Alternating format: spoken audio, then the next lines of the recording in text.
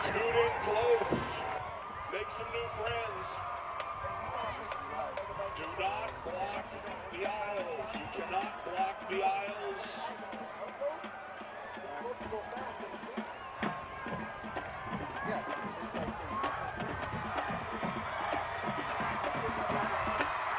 And here they come, the hometown favorite, Fillmore,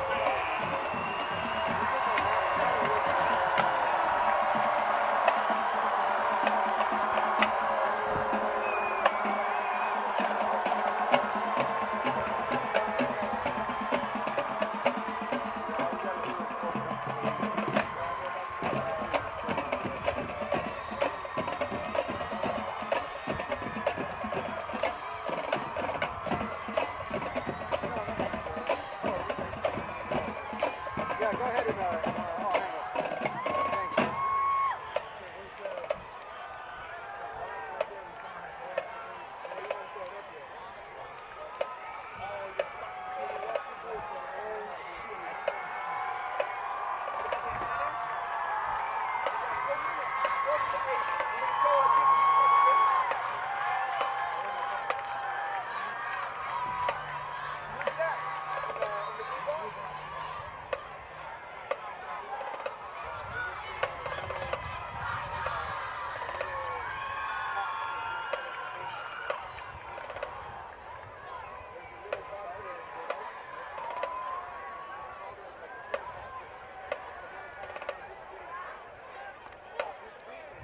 Thanks.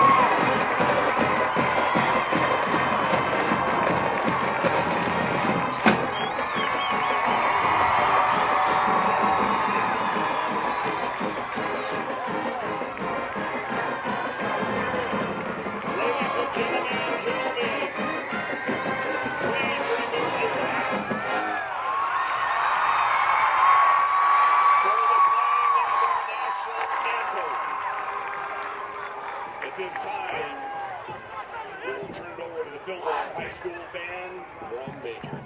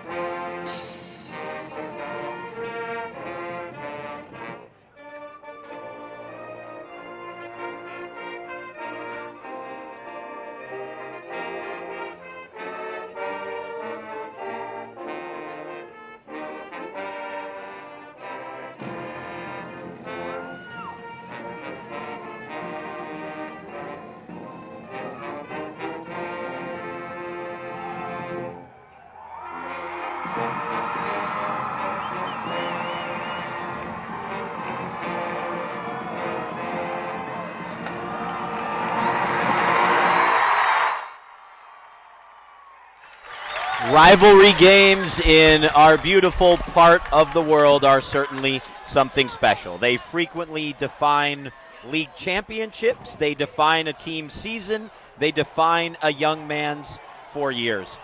Rarely do rivalry games define sometimes a young man's entire lifetime, but that is Santa Paula versus Fillmore. For the 106th time, ladies and gentlemen, I welcome you to this brilliant rivalry on the VCS Preps Game of the Week presented by the Ventura County Star, the Santa Paula Cardinals, and the Fillmore Flashes. My name is Danny Page. With me, George Contreras. Will Cowan will be along shortly on the sideline. A win tonight for either of these groups of young men, and it really is in your hometown a feeling of immortality in some ways, Coach. Absolutely. For most of these kids, this is bragging rights for a year. But for the seniors of the two groups, this is bragging rights for the rest of their life. They'll see those guys from the other town 30 years from now. They'll come back to that game back in 2016 when we did this to you. So this is an important game. And again, as we spoke about earlier, it's not just a rivalry, it's two communities. These are young men who have had older brothers play in this series. They've had dads, grandfathers, uncles have played, and there's just a lot of rich history that goes with this and a lot of community pride. So it's a fun one. As I said earlier, in this day of transferring left and right when the going gets a little tougher for players and their parents, it's really something to see these guys who've stayed here and they have pride in their community. And I think that's what makes this rivalry so great. For a lot of these kids today who are transferring about, when they play a rivalry game, it's like they have no clue about the history. It doesn't really mean anything to them, just another game. Not here. This is for community pride, and I think this would be a great night to go rob some of the local stores because everybody in these communities are here. There's nobody back home. Boy, what a breathtaking sight, too, just over the hill beyond us, a bright orange moon. Yeah, big harvest moon. Rising here at Fillmore. We'll very quickly go down to the field, down to Will Cowan, as Fillmore is set to kick away. Will, what an atmosphere, man. The electricity, you can cut it with a knife down here, gentlemen. This is everything it's cracked up to be and then some. Lucky you, Will. They're very strict in terms of who is allowed on the field for this game. You're literally one of the only people on the Fillmore sideline. Fillmore kicks away, and we are underway. That'll be returned from the 18-yard line by Tim Luna, the sophomore, and Luna's out to the 35-yard line. One of the things I want to dissect here tonight, as I'd like the opinion of both of you as seasoned football coaches. Well, Coach Contreras is quite a bit more seasoned, no offense, Will. But in a game like this, you have to limit mistakes. The team who has made the fewest mistakes the last 5 years since we've had this game has been the team that won the football game. How do you do that? Again, you need to make sure that your kids are under control and are in the moment. I think part of the problem when you get in these games is that some coaches try and get their kids hyped up. Well, this rivalry, they don't need to be hyped up. They need to be under control and feeling confident about what they're doing and just playing within themselves. A couple yards on the opening play. Will, in the Periscope pregame, we talked about Keyshawn Mata, the quarterback for Santa Paula. What a guy. He really is. Despite all he's been through, he is the consummate team leader. He's in full control of his offense and looking to get into a good second down play with a counter tray.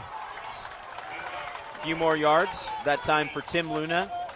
He is, in so many ways of saying it, really a big man on campus, the quarterback Keyshawn Mata. Just, you know, a student body hero in a lot of ways, and also the starting quarterback. Well, obviously his courage that he's shown, having battled cancer twice in his life already, and still being out here and doing the things that he does, that's what you look for in a quarterback, leadership and displays of courage. And right now, it's the Santa Paula offensive line is taking control of this game right from the get-go. Something you both remarked about as well as Anthony Morales crosses midfield. You both remarked about the size of this Santa Paula line. They really could control this game tonight. And not just the size, Danny, their mobility as they pull and lead through the hole. And soon we will also see Mata in the run game like we did last year outside. Mata takes the snap. Looked like somebody might have jumped. Yeah, Gives to no Morales flags, again. And Morales ends up picking up 6 yards on that carry. So between these bitter adversaries, again, this is famously the 106th meeting. Santa Paula leads the series 59-39-7. Tonight, though, Coach Contreras, it's not just about Fillmore winning this game. It's about Fillmore winning for the first time since 2014. Right. They're on a 13-game losing streak. And in talking to Coach Dollar, who, again, played here at Fillmore, he harked back to his playing days. They were in a 13-game losing streak themselves back in 1986, 30 years ago, and when he was playing as a junior. And in the fourth game of the season, just like tonight, they had a televised game. This time it was against Moore Park, and they won to break that 13-game losing streak. So again, I believe that Coach Dollar believes in every omen he can find, and that was one of them. So again, what I was very impressed by in practice the other day is that even though they have lost 13 in a row, the players were practicing hard and had great enthusiasm on the Fillmore practice field. Another decent gain for Morales. Another decent gain, gets to the 31. And Santa Paula on the move. A pitch wide right to Morales. First it was Tim Luna we saw, and now Morales has had the lion's share of carries, Will. Yes, he has. That last formation, he saw a bunch where there were 3 receivers all cracking down on that flash defensive front, and another convoy of pulling linemen out in front. Seems to be the theory this far, Coach. What do you think? Yeah, I think so. The coaches told me they both want to control the ball game tonight, run the ball well, and right now Santa Paula is doing that. I think the big key is is they also said that both of them want to take advantage of some big plays in the passing game. So I think it's going to come down really as to which of these 2 quarterbacks can come up with the big play when it's needed. Also, the history of this series has been one of a lot of trick plays as well, especially on the part of Santa Paula over the last few years. So we're interested to see if they can pull those plays off or if the defenses can stop them. Yes, we saw our share of trick plays last year and Mata's bag of tricks. But one of the problems with that ground run ball control style, Coach, when they get those 15-yard penalties, as we just saw here, creating a second and just about 20. Yeah. Right. Tough. This is a tough situation for a running team. First mistake goes the way of the Cardinals. We'll be keeping an unofficial tally tonight. A 26-7 win a year ago, and Mata is hit hard in the backfield. Milo Layton, the senior linebacker, knocks the Cardinals quarterback back to midfield. Santa Paula's scoring seemed like an inevitability until that penalty. Again, defensive, that's one of the things against a team like this. You want to make them drive 10, 12, 13 plays if they're going to do that, with the idea that somewhere along the line they're going to get that big negative yardage play like they just did, or the penalty that will slow them down. So right now it's the old bend but don't break kind of defense for the Fillmore Flashes. Mata throwing inside the 25. Pass is into the hands of the wide receiver and dropped. It was the sophomore Gabe Tobias. And Santa Paula will punt. That's not half bad for Fillmore. They only gave up net 15 yards, Will. Yeah, good start for the Fillmore defense. They are able to hold and get off the field fairly quickly. Only, 3.5 minutes into that drive. 2 returners deep. We saw this last year. Fillmore had some success in the return game. Look for George Tarango back here, number 2, has been a very good athlete for them. Going to get the ball. And Tarango is tumbled to the turf right around the 20-yard line, almost like a touchback, and the Flashes will start from there toward the right hash. For Fillmore, they are led, of course, by Matt Dollar, who is a, 3rd-generation Fillmore Flash? Correct. And we know the story that his grandfather, father, uncle, brother all won this game when they were players for Fillmore. He never won it as a player. Never heard the end of it at the Thanksgiving dinner table. And, of course, years later, he's made amends, to say the least. He's only lost 1 home game as Fillmore head football coach. Rush to the right side. Saul Santa Rosa, the senior, is pegged back for a yard loss. Again, kind of talking a little bit about the community aspect of the 2 schools. Fillmore High School's football coaching staff, varsity and JV, every single coach, save 1, is a graduate of Fillmore High School. And the one outsider, Curtis Garner, who's the offensive coordinator for the varsity, I think this is about his 30th year as a teacher-coach here at Fillmore as well. So a lot of deep roots here. The senior quarterback, Hector Sanchez, rolls left. Sanchez, nice delivery, and that's caught with a little room to run up to the 38-yard line. Ricky Holiday, the running back, out of the backfield, a first down for Fillmore. The Flashes have thrown the football quite a bit more this year, too, actually. They've attempted 52 passes, which might be a school record through 3 games. Yeah, they've switched from a traditional wing T type of look to a more of a shotgun wing T. Now they look like they're back in the gun again. Again, they're trying to make a little hybrid here. So the passing game, as I said before, it's going to be big. Counterplay. Yeah, that was a little jet sweep there, Coach, to the man in motion. Nice change of pace.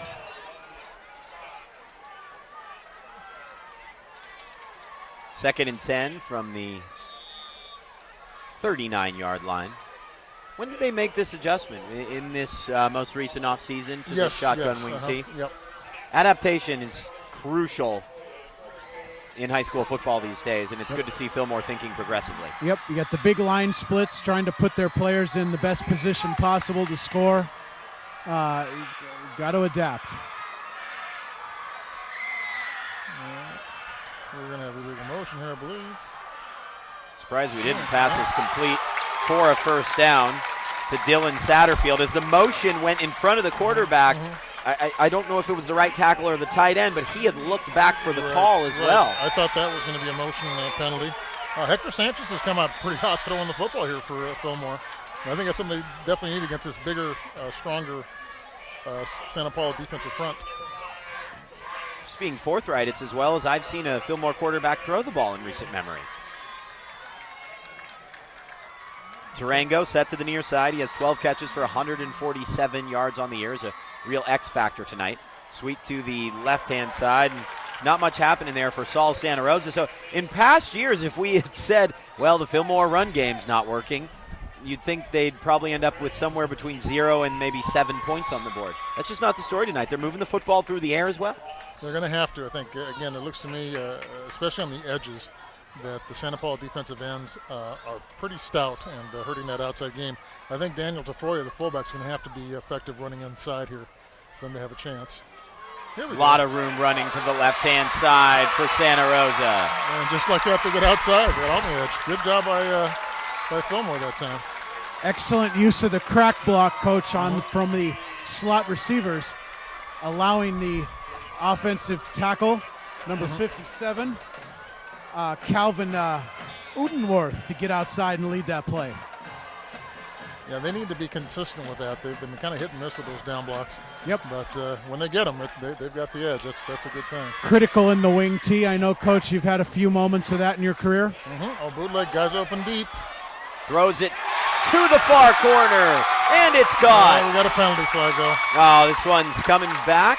Or could it be a roughing the passer penalty? No, it looks like this one's coming back. Dylan Satterfield made the catch and was hauled down at the 14-yard line. The Fillmore offense apprehensive to move to the would-be new line of scrimmage. See what the call is.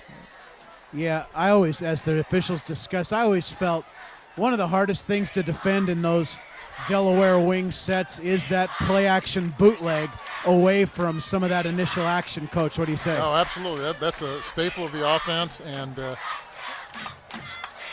got a helmet hit, looks like, on Santa Paula. So big play now for Fillmore. The half-the-distance penalty will be first and goal for Fillmore at the 7-yard line.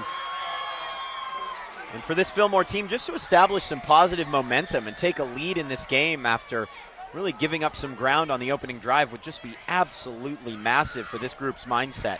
Yeah, absolutely, especially, again, with that 13-game losing streak somewhere in the back of their mind. This initial success, getting things going, getting that belief going is crucial for the Flashers.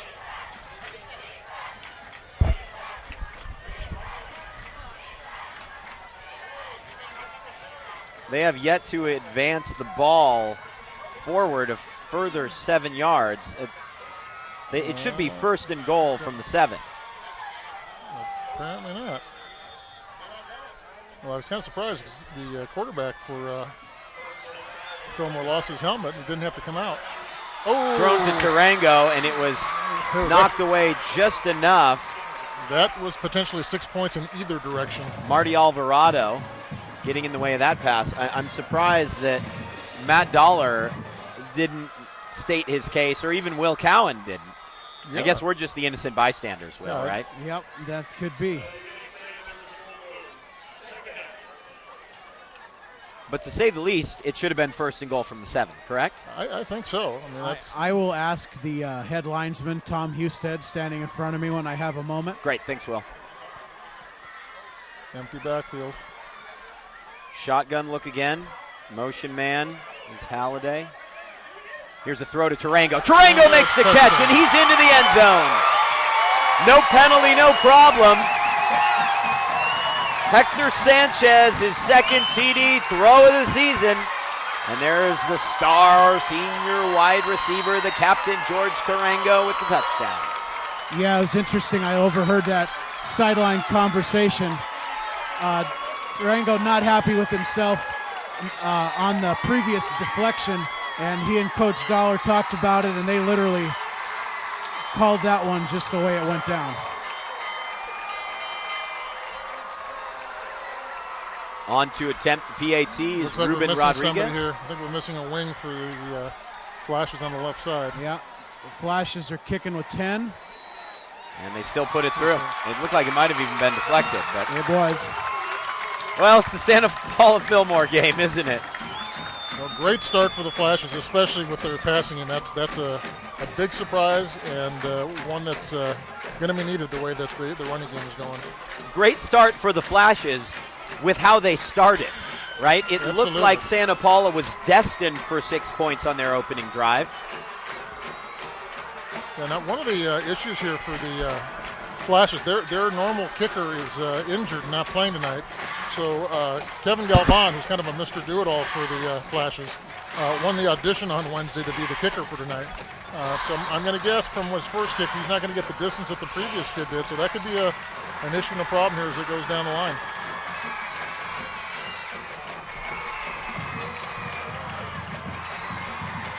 Yeah, Galvan will kick away. A great feature in the Ventura County Star.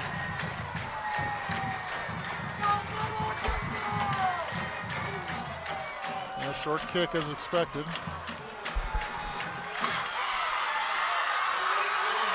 Great coverage by the Flashes. Big tackle from Michael Garcia. If you didn't have a chance to read that story from Jim Carlisle, make sure you head to our website, vcstar.com. Came to this program without really knowing the English language, and now he's one of the stars on this football team. Just a fantastic story of. He's a captain of the team. Yeah, great young man. Sorry, Will, what's the word? The word is the penalty was marked off correctly. Not quite sure how. Interesting. Here's Keyshawn Mata, and Keyshawn makes his way to the 38-yard line. First down for Santa Paula. You really feel like they need to respond after that drive. Absolutely. Yeah. And I think Mata's the guy who's there to do that for him. That quarterback counter so effective last year for the Santa Paula attack when they were at home at their place. Mike Montoya, the head coach for the Santa Paula Cardinals. Again, the offensive line just dominating. And how about Jaime Perez, the fullback, number 18? He's not a small customer himself when it comes to the lead blocks in the power play. 5'8", 215. Ouch. I'm going a little closer to 230 on my scale. He's a big boy. Solid as a rock. Counter. The back is Zachary Marquez. And that goes for no gain. Tackle on the play, Milo Layton. He's had a couple big plays tonight. He got good penetration on that play, which really hurts counter plays. Santa Paula's used a few different backs at this stage. Anthony Morales, Zachary Marquez, Tim Luna. We'll see how that contributes to their running game in the third and fourth quarters when they have three fresh running backs capable of carrying the ball. Mike Montoya, when I talked to him this week, had mentioned the possibility of going to two-back sets. Now that especially Zach Marquez is back, he's been injured and missed some of the first couple games. Here he is now. Here's And there he Marquez beyond the 40. Marquez hauled down at the 33-yard line. A shoestring tackle by Aries Vega. He might have saved a touchdown. Absolutely did.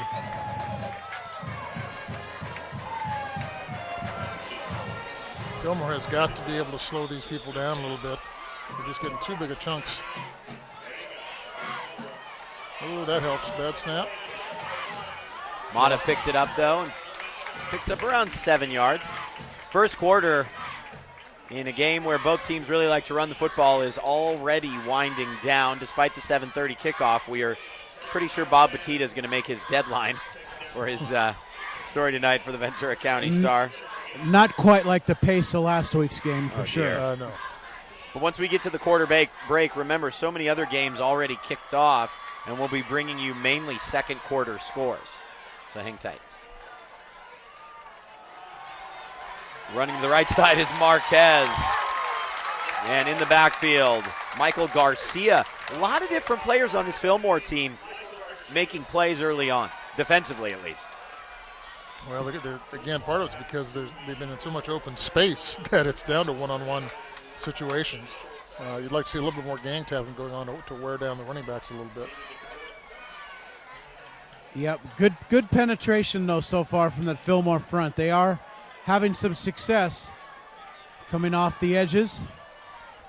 The 3-4 defense. Certainly undersized. 3rd down and 7.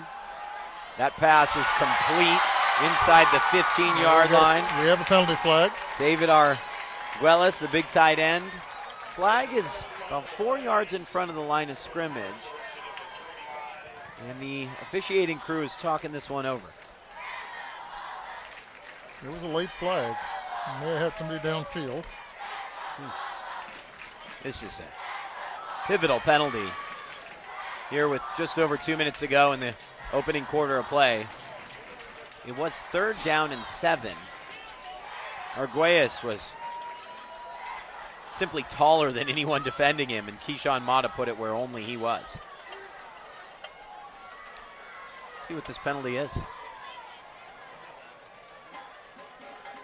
Another penalty on Santa Paula.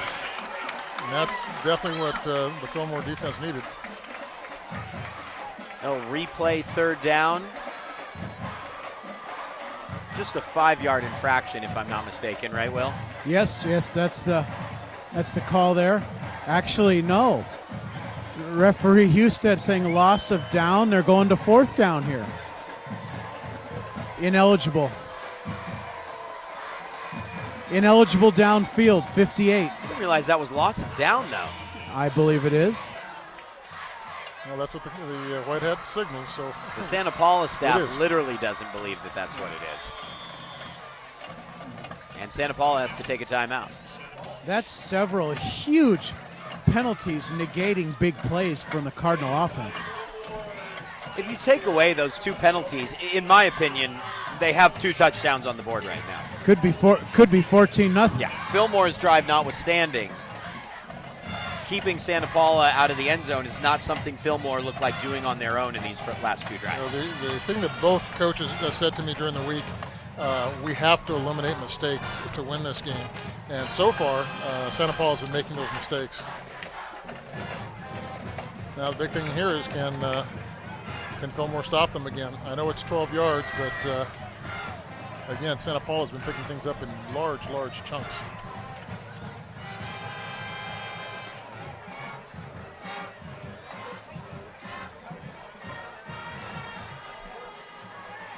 Let's see if what Mata has up his sleeves here. 4th, and let's call it 12. 2 wide receivers set to either side, I should say. They'll fake the give. Keyshawn throwing toward the corner. Similar target, and that is incomplete. It's beyond the reach of the intended target, Robert Reyes. Worth taking a shot, I suppose. Will, what do you think? I would have punted. Yeah. But the Flash defense might have got away with a little bump there on the big tight end on the throwback action. We saw it from up here. Yeah, I think he said he was sorry, though, so it kind of negated the penalty. I don't want to. If I hear another "I'm sorry" from a defenseless football player this week, that could be a problem. Thank you, Mount Sac. Yeah. But in all sincerity, Danny, I think that might have been a good time to punt the ball. I would think so. Those 20 yards wouldn't hurt. Now Fillmore. Santa Paula back to the 4-4 defense. Good 1st down game. think that's Tafoya with the carry. Yeah, it is. Daniel Tafoya came in with 160 yards and 2 scores on the season, averaging just shy of 4 yards a carry. Also has 4 catches on the season. Final 2 minutes of this first quarter. The team who makes the least mistakes wins this game every year in my memory. The team who's made the least mistakes is winning this game at the moment. Quarterback takes a shot. Sanchez picks up 2. And 3rd down and 6 on the way. That sprint option, very well defended on the part of the Santa Paula defense. You got to play assignment football against this misdirection look of the Flash. Yeah, the defensive lineman, number 16, Robert Reyes, is a 3-year starter, and he's doing a good job here against the offense coming his way. No question, Coach. Good call there. Sanchez throws complete. There's Tarango. Tarango carrying tacklers down to the 40-yard line. First down, Fillmore. Tarango is a one-man blitz beater. You saw there the Santa Paula D coming with six-man rush in the blitz. No problem. You've got Tarango to take care of that situation. Well, we got a roughing the passer added on to that. Again, big mistakes here by let's see if they actually get the 15 yards. Well, I was just going to say, are they actually going to add the penalty on? That's my question. Tarango's an interesting kid. At the end of last year, he was forced into the position of quarterback due to injuries. So he's a very good athlete. He's a very team-oriented kid. Coach Dollar said he has great hands, and so far he's shown that. Well, just like that, the Flash back in the red zone, nearly in the red zone. On the move again, a trips formation. And now Sanchez will work from there we go. There's that, there was a lot of confusion there. Move by that tight end again.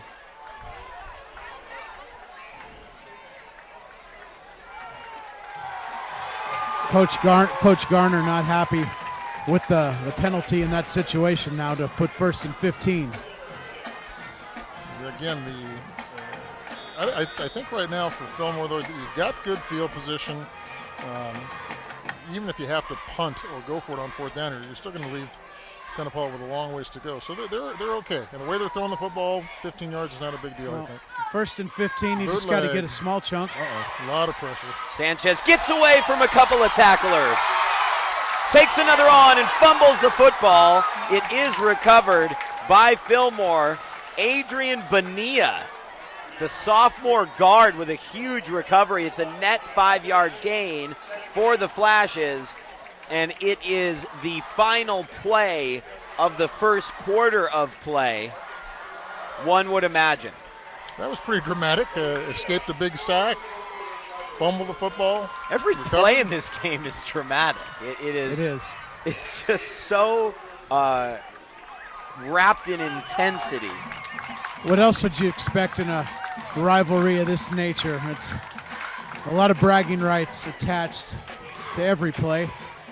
And at the end of one, it is Fillmore 7, Santa Paula nothing. Let's bring you up to date on some other scores. Nordhoff and Carper scoreless after one. St. Bonaventure leads La Quinta 14-0. Oh, lost my scoreboard. By the way, you can also get these scores if you want. Just follow VCS Preps on Twitter. 28.5 thousand followers. Grace Brethren leading 14-7. Alemany trailing Oaks Christian 21-13. Newberry Park, without Cameron Rising, is trailing Valencia 28-0. Wow, it shows you what he means. That team is just a sophomore. Royal is leading Channel Islands 7-3. Ventura's trailing Saugus 3-0. On the road in Saugus. Calabasas with a 28-zip lead. Noah Magana on Twitter saying that he's tuning in watching the game. Noah, it was quite a game. What was that? 3 years ago now. Big win for the Santa Paula Cardinals with Magana leading the way. This carry goes for about 2. Will bring up 3rd down. And let's call it 8 yards to go.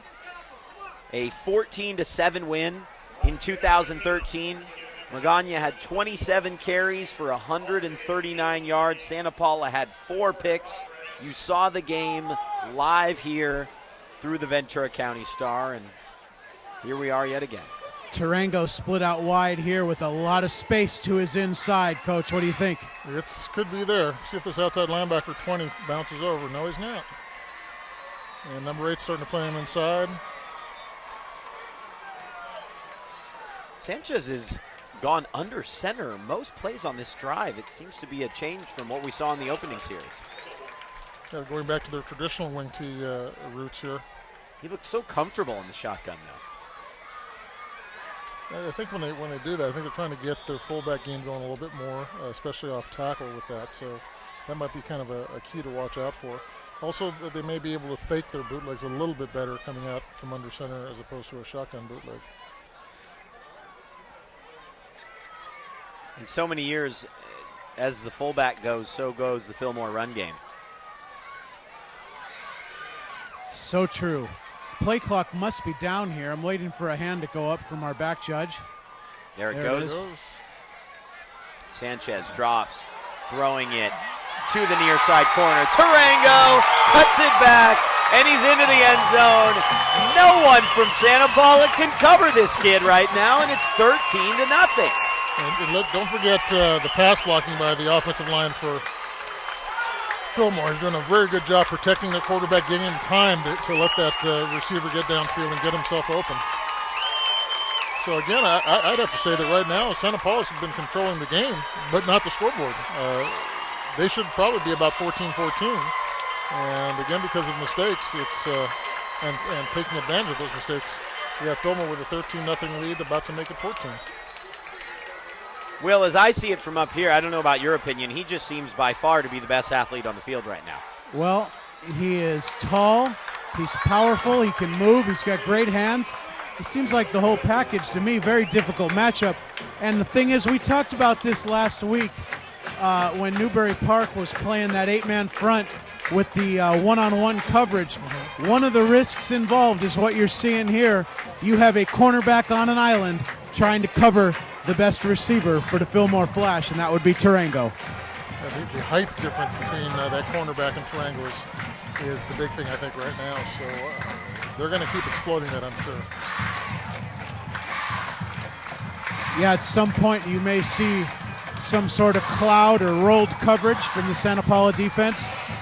Will, in English, please. A cover 2.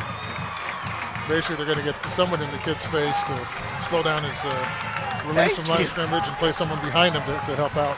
Thank you. I But appreciate if they that. keep playing it like they are now, I think I don't know if they're going to be able to stop him. The corner needs some help, is Absolutely. what we're saying. Absolutely. It's just a bit loud down here right now, gentlemen. It's a little bit better kick. It's a rough job down there on the field, Will, isn't it? Here's Vega. Somebody's got to do it. Still going, Vega. Nice Up to the return. 40-yard line. Will, you missed our pregame taco party earlier. It was enjoyable. As I said a moment ago, someone's got to work around here. Yeah, that's true. All right, 1st and 10 from the 39 for the Santa Paula Cardinals.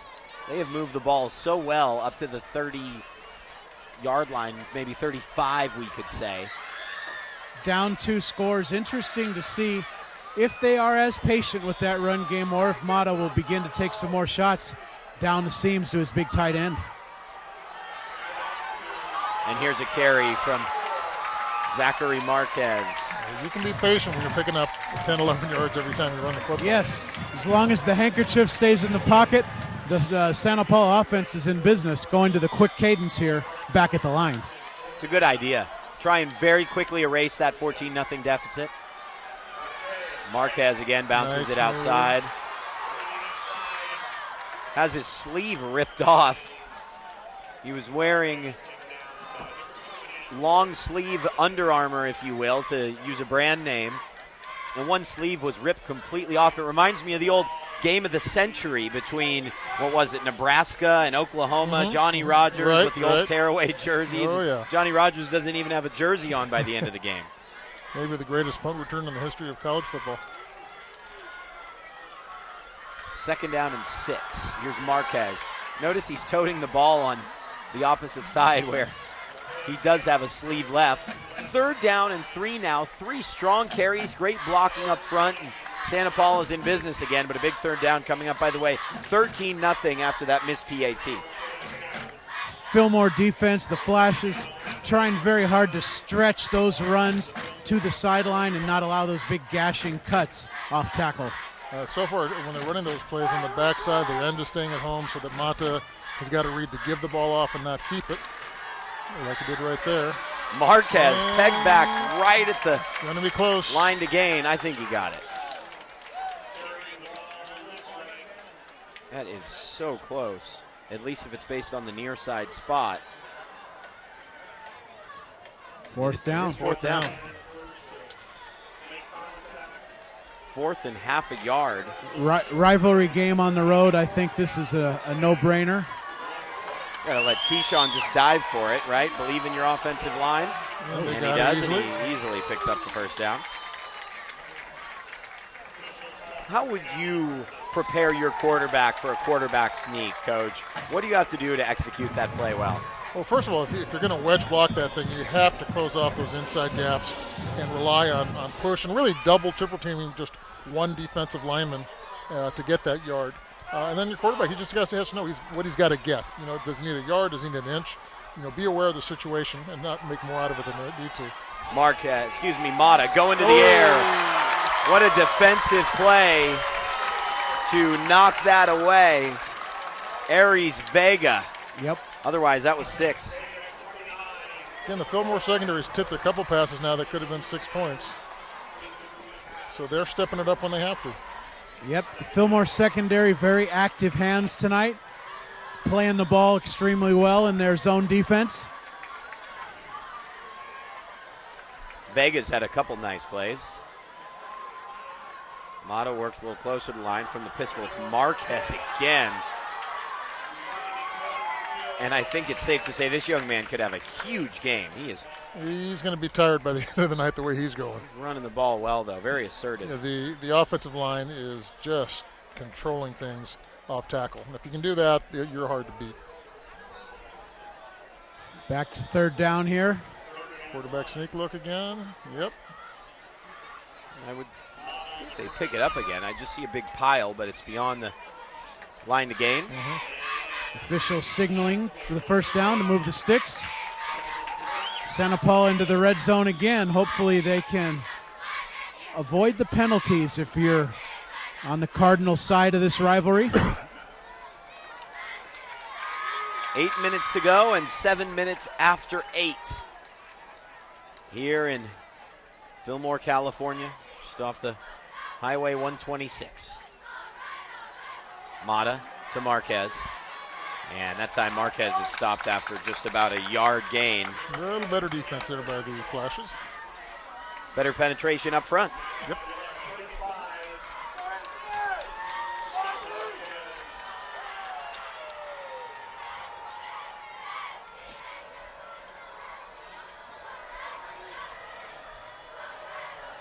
Really important stretch here for Santa Paula. You surely don't want to go into halftime trailing by 2 scores and at the very least without a score on the board. And I know there's plenty of time left in this quarter, but the clock moves quickly between these two teams. Mata for the corner, has his man. That's caught for a touchdown. What a grab by Martin Vega. Martin went up for the ball, got his feet inbounds, just a very, very nice reception. He actually got both feet inbounds as though he was in the NFL on that play, Coach. Yeah, just again a fine execution of a nice jump ball type of pass. Offensive line again for Santa Paula, protecting their quarterback, giving them plenty of time to let the receiver get that far downfield. Ball was in the air a long time, and very well played from Vega.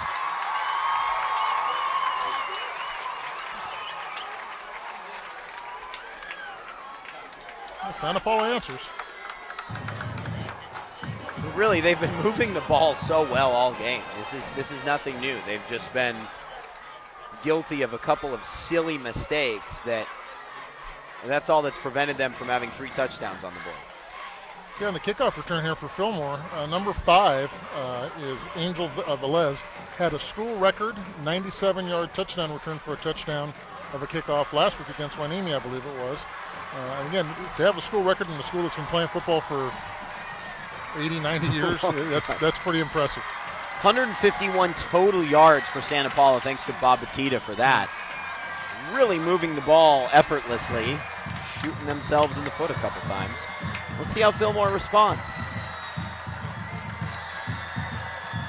This mid-September tussle. Remember when this game was in November? No longer.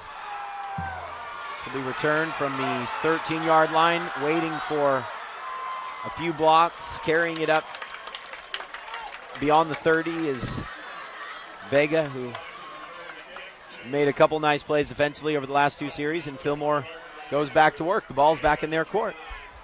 Very patient run from Vega there, setting up his blocks well.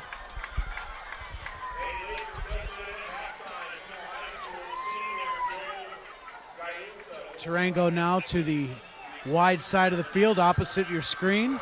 See if the Flash don't try to move the pocket in that direction right away. Sanchez goes back to the shotgun. Let's see how long it lasts throughout this drive. Fumble! Football is loose and Santa Paula recovers. Just a bad exchange from quarterback and running back. And coming up with it is number 51, Jose Solis. Sanchez never got the ball into the pocket of the running back. Hit off of his hip. And this is exactly what Fillmore did not want to do. Turn the ball over and give Santa Paula a short field to work with. Sudden change, so important in a rivalry game.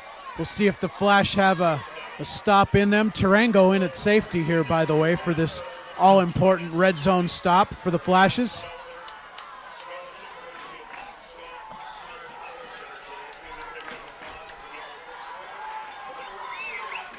First and 10 from the 31. Mata will go back to work. I wonder if they'll try to score quickly. Maybe go right to the end zone on this first play. Looked like a holding penalty. Mata will run himself, and Keyshawn picks up about a yard. They were going for it all, that's for sure. And number 8, I believe it is, on the far side, was running a streak. As was it number 18, the receiver on this side?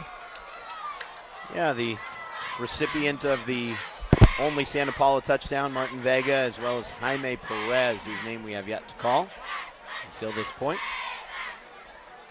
Second and Adam Castro also split out wide here for Santa Paula.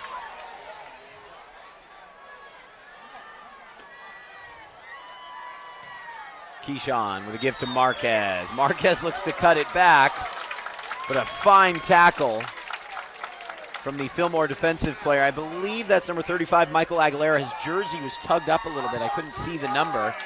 Yeah, it was Aguilera.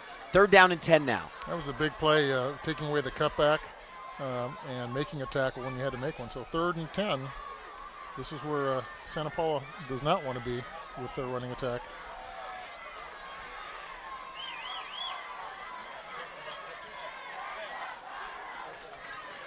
Trips formation down here, a bunch.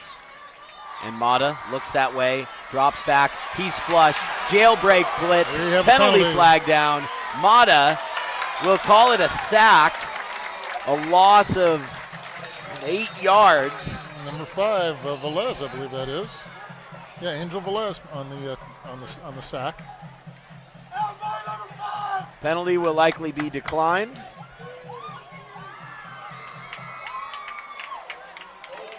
That it will.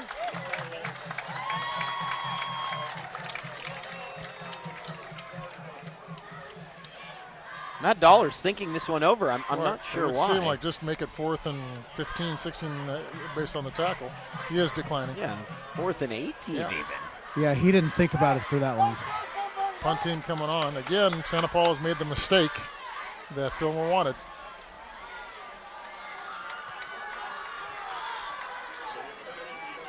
The inability to capitalize on that error is something that we could remember throughout this entire contest. Again, great pressure by the defensive front of the Flashes.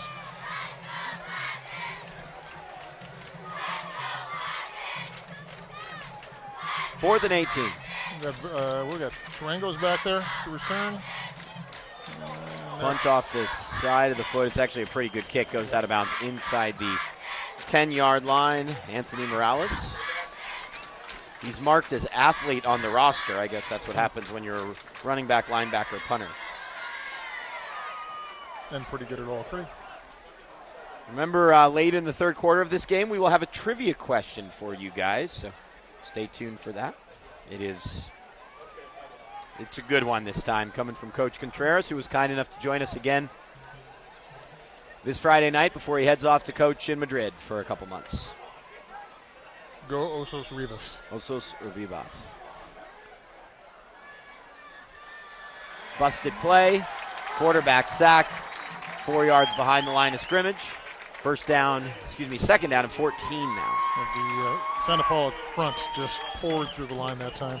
No place for him to go. Little confusion the last couple exchanges in the Flash's run game between quarterback, running back with all the misdirections. Well, that's certainly what they don't need backed up in the end zone as they are. See what Coach Garner dials up here coming out of the end zone. Fillmore wants to keep this clock running, I would think. What a great matchup near side, by the way. Tarango and Vega, two top wide receiver targets. And it's complete to Tarango.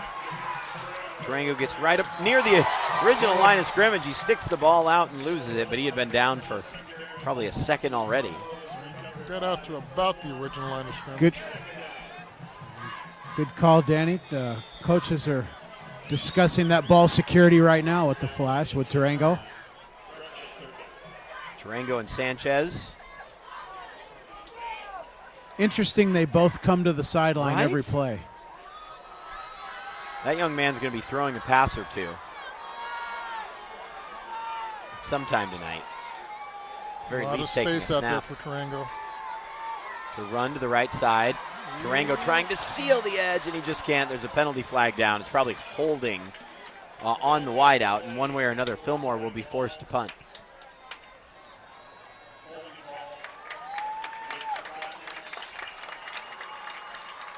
Well, both defenses appear to be asserting themselves a little better here in the second quarter. I think definitely the front lines of the two defenses are starting to play some good football.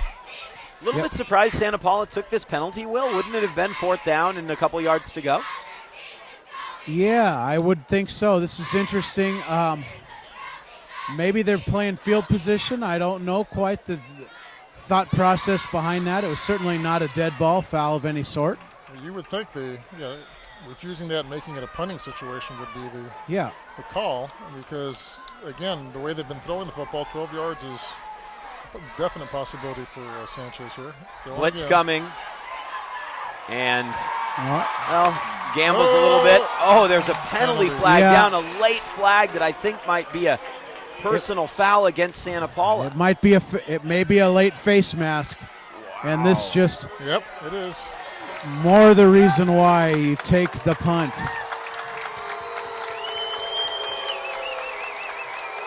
Wow, just another huge penalty. The Boo Birds are not happy in the stadium. However, we all know the player safety is the utmost of importance now for the officials. This is something weird that's remained in the high school game, a face mask penalty. I believe it's after the end of the play. Shouldn't it be 4th down and 1? I guess not, but at every other level, a personal foul face mask is an automatic first down. I agree. We have a timeout. Timeout Fillmore. Well, the thing here that's critical for Fillmore, if they can just get a first down at this point and run the ball a little bit, they could probably get close to ending this half with Santa Paula not getting another chance to score. So picking up this first down is going to be very, very, very important for them. No question. The clock management is so important in these one-score ball games, which we have. Mm-hmm.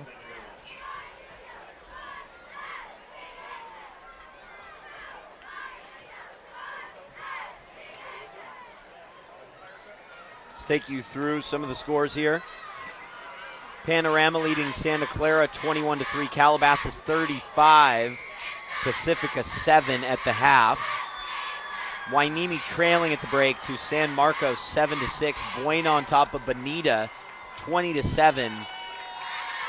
Westlake is trailing Santa Margarita 42-0 at halftime.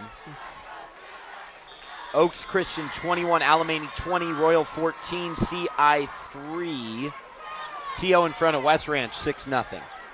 Camarillo 7, Dos Pueblos 7. Ventura down 3-0 still, and a first down for Fillmore. Now that's probably what the Flashes wanted at this stage. After Foya with the big pickup there. We'll be down to under 3 minutes when the chains are set. Santa Paula could start using timeouts, but this really isn't a sequence yet. You need to see what unfolds on the next play or two. Correct. I think they've already used one, if I remember correctly. Each team has now. So they have 2, so you probably want to wait till third down perhaps to use it. Backside blitz, it's a little screen pass. Well defended by number 14 for the Cardinals. Yeah, it's Arguelles. Saw him catch that big pass on third down that was ultimately called back. Santa Paula converted the next play anyway. Yeah, with timeout, Santa Paula. Well, there you go. An excellent job by that Santa Paula defense sniffing out the short side screen pass, Coach. What'd you think? I thought they were very well defended. The good thing for them, though, is that he was tackled inbounds, forcing him to use a timeout here. So if worst case scenario for Fillmore at this point is probably run the ball now, force Santa Paula to use their last timeout on defense, and then if they don't make a first down, punt it and force Santa Paula to move the ball with no timeouts. You have to like the aggressive moves on this Fillmore offensive drive, though, from Mike Montoya. I mean, he certainly is on the front foot, as you would say in world football, Coach. Something we're both familiar with, and yeah, I again with these kinds of games, just go, just go for it and do whatever you can. And I think that the Fillmore as well. They're moving things here. They're taking chances. And again, when you're on a 13-game losing streak, why not? Make something happen. Coach Montoya, who remember he's a Santa Barbara High grad. He was defensive coordinator for a few years. Get to this 2nd and 11 call and close that thought. A little misdirection in the run game, and I would think Santa Paula will use another timeout. I think they do have another timeout. One timeout left. They'll probably wait until after this play. Some bad news here for Fillmore. Sanchez down with oh boy, what we hope is a cramp, but he was holding his left knee. Just a hush really settles over this stadium. That would be a big loss for the Flashes. That young man's played very well tonight. And this Fillmore team has to be thinking, what more can go wrong? We're leading our greatest rivals. Our quarterback has thrown the ball well, and we're trying to break this frustrating losing skid, and now our quarterback is injured. Oh, dear. I've been mightily impressed by Hector Sanchez, not to completely change gears, but just going back to the point about Coach Montoya, I think outside of you, me, Will, and Bob Batista to my right, Montoya might be the only other person in the stadium that didn't go to one of these high schools. You were probably close to being correct. He did play for the legendary Lito Garcia up at Santa Barbara High School. So he's got some good bloodlines going there. And I think when I met him for the first time at Santa Paula on Tuesday, he's a very enthusiastic guy. He runs a very disciplined, organized practice. And his players were moving at a good, fast clip in preparation for this game. Yeah, I think it's more than a cramp for Sanchez. It's the left knee. This is always not a concern. Well, it looks like potentially Tarango will take over at the quarterback spot. No, I think he's going to stay at wide receiver, it looks like. Yeah, stepping in is the senior, Christian Cisneros. Boy, this is a 3rd and 10. I would have to think this is just going to be a running play and try and keep the clock moving as best you can. You don't want to put this kid in too bad of a situation to start off with. You got to feel for the young man Sanchez. We're going to throw. Nope. Cisneros is sacked. And now Santa Paula will take that timeout. And they'll get the ball back with about a minute and 45 seconds left. The clock reads 1:52 right now. Well, Mata's been in this situation many times in his career. 2-minute drill, 1:52 on the clock. Plenty of time for the Cardinal offense to make a late push.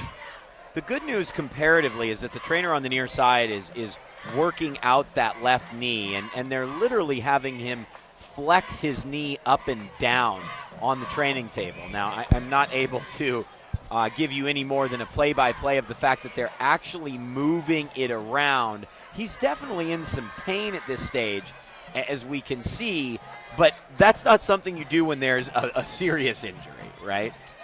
Yes, that's correct. You see Tafoya there kind of, not Tafoya, excuse me, but his wide receiver number two, Tarango, is concerned, needless to say. Right. I was very surprised by the play call by Fillmore, trying to throw the ball with that kid coming right off the bench.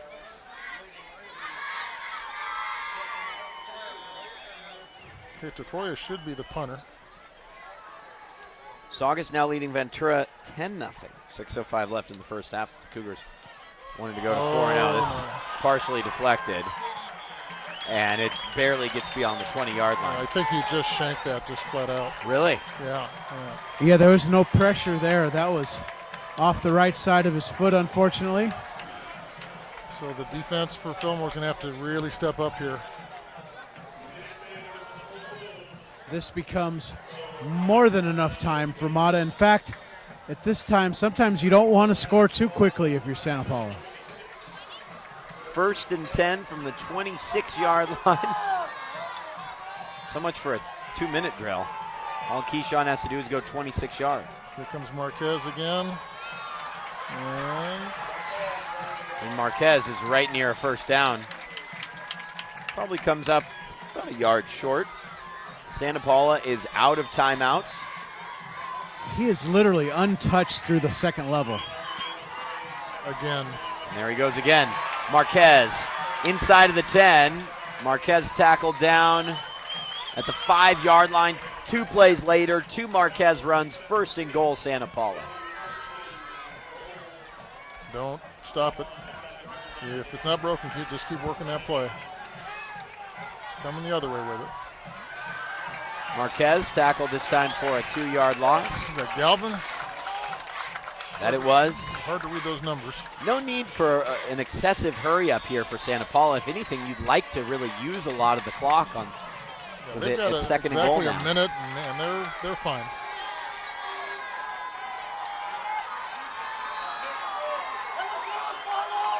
Fillmore showing blitz, and why not? Vega, one-on-one coverage near side to give to Marquez, and nice tackle. Yeah, I'm kind of surprised that Santa Paula hasn't gone back to the right side. That's where they've been getting a lot of yardage. Milo Layton with the tackle. It looks like his father just away to our right wearing the Layton shirt. He's happy. Here they come. Marquez on 3rd down. And the final play of this half, or something very close to it. Let's call it the most important play of this half. 4th down and goal from the 2. Marquez delays. Marquez is stopped short. He is. Big play. What a Big play from the Flashes. 13.8 seconds left. Fillmore with a goal line stand as Santa Paula has to run a hurry-up offense, dials the same number 4 times in a row. I want to say 6 times in a row. And he just ran out of steam about a half-yard out. I believe the clock won't start till the ball snapped, and they got to be careful here of getting that ball out of the end zone here. I would think a quarterback sneak might be the call. Yeah, with Santa Paula out of timeouts, Fillmore needs to go forward here. This can be a little tricky. Well, especially with a new quarterback and taking a direct snap under center. And they're going to go out of the shotgun. Is that what I'm seeing? No, he's underneath. He's going to move under center. Ooh. Fillmore quarterback dives forward, and that will take us to halftime. Hector Sanchez hobbling back to the locker room, and the Flashes stride back. A huge goal line stand to preserve a halftime advantage.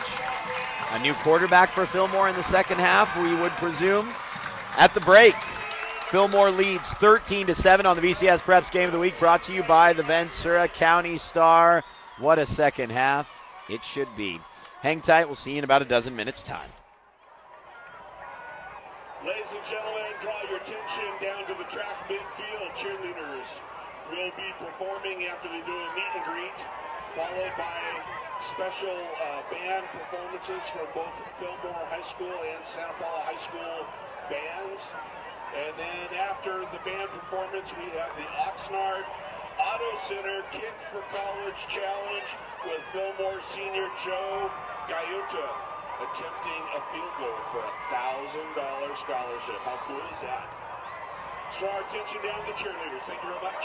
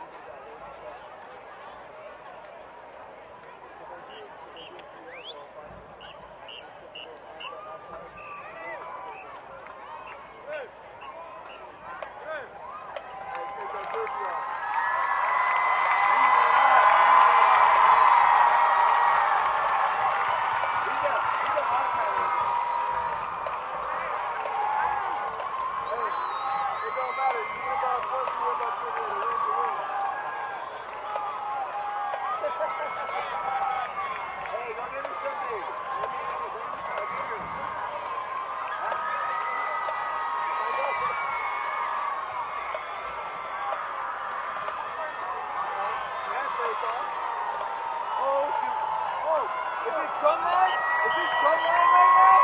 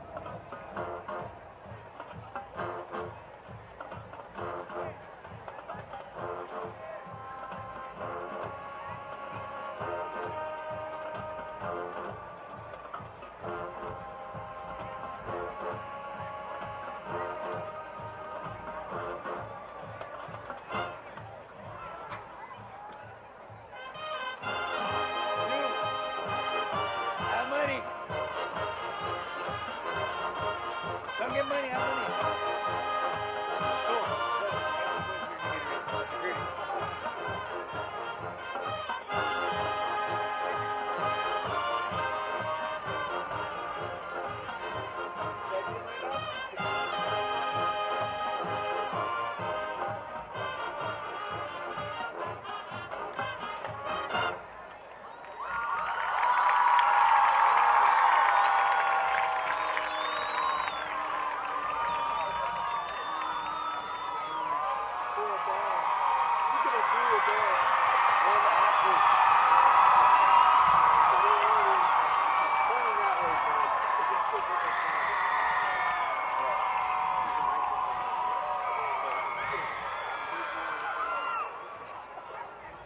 That's all I was trying to do when I was talking.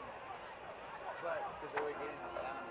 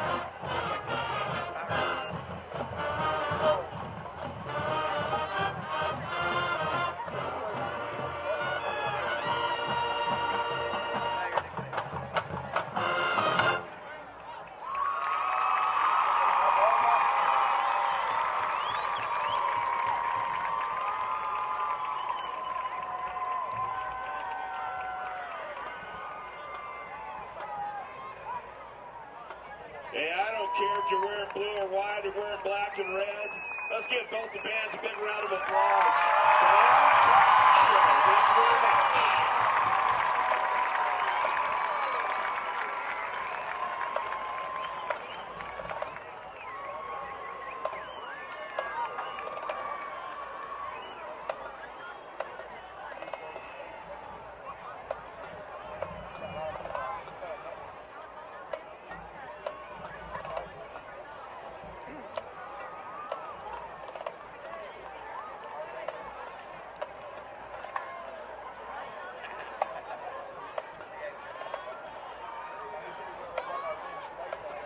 Ladies and gentlemen, as we mentioned, let's draw our attention down to the south goalpost. Out in the blue shirt, walking out to midfield is senior Joe Gallenta, Fillmore Flashes senior.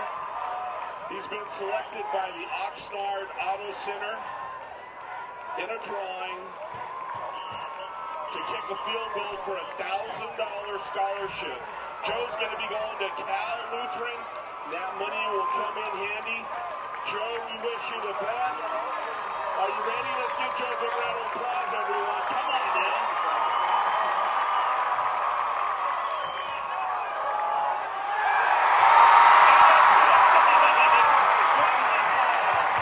That's awesome. That's awesome. Congratulations, Joe Gallenta, on your $1,000 scholarship. Let's give Joe a big round of applause. And out there with Joe taking pictures is Hugh representing the Oxnard Auto Center. Joe's now getting mugged by fellow alumni. Hey, let's give Oxnard Auto Center a big round of applause. What a fantastic opportunity. Couldn't have been done without him. We'd like to thank them. Give a big round of applause.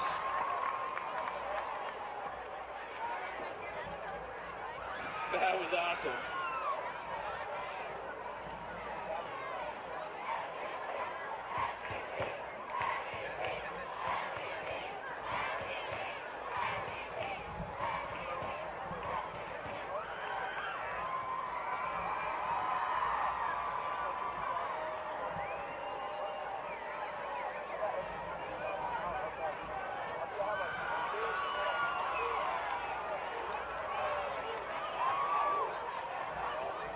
You have a few minutes left before the game gets underway. Under the full moon, we have an excellent halftime show. We have an excellent first half of one of the best rivalries in Ventura County, if not the state. Fillmore, Santa Paula, the tradition continues.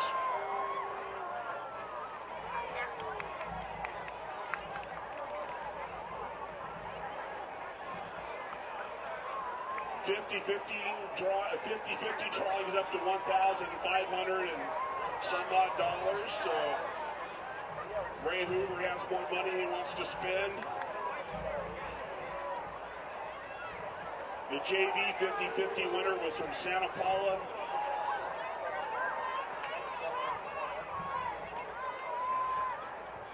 Just remind you, FFA is selling hot, fresh popcorn. Band Boosters are selling Krispy Kreme donuts. The barbecue trailer is open. Snack bar is open.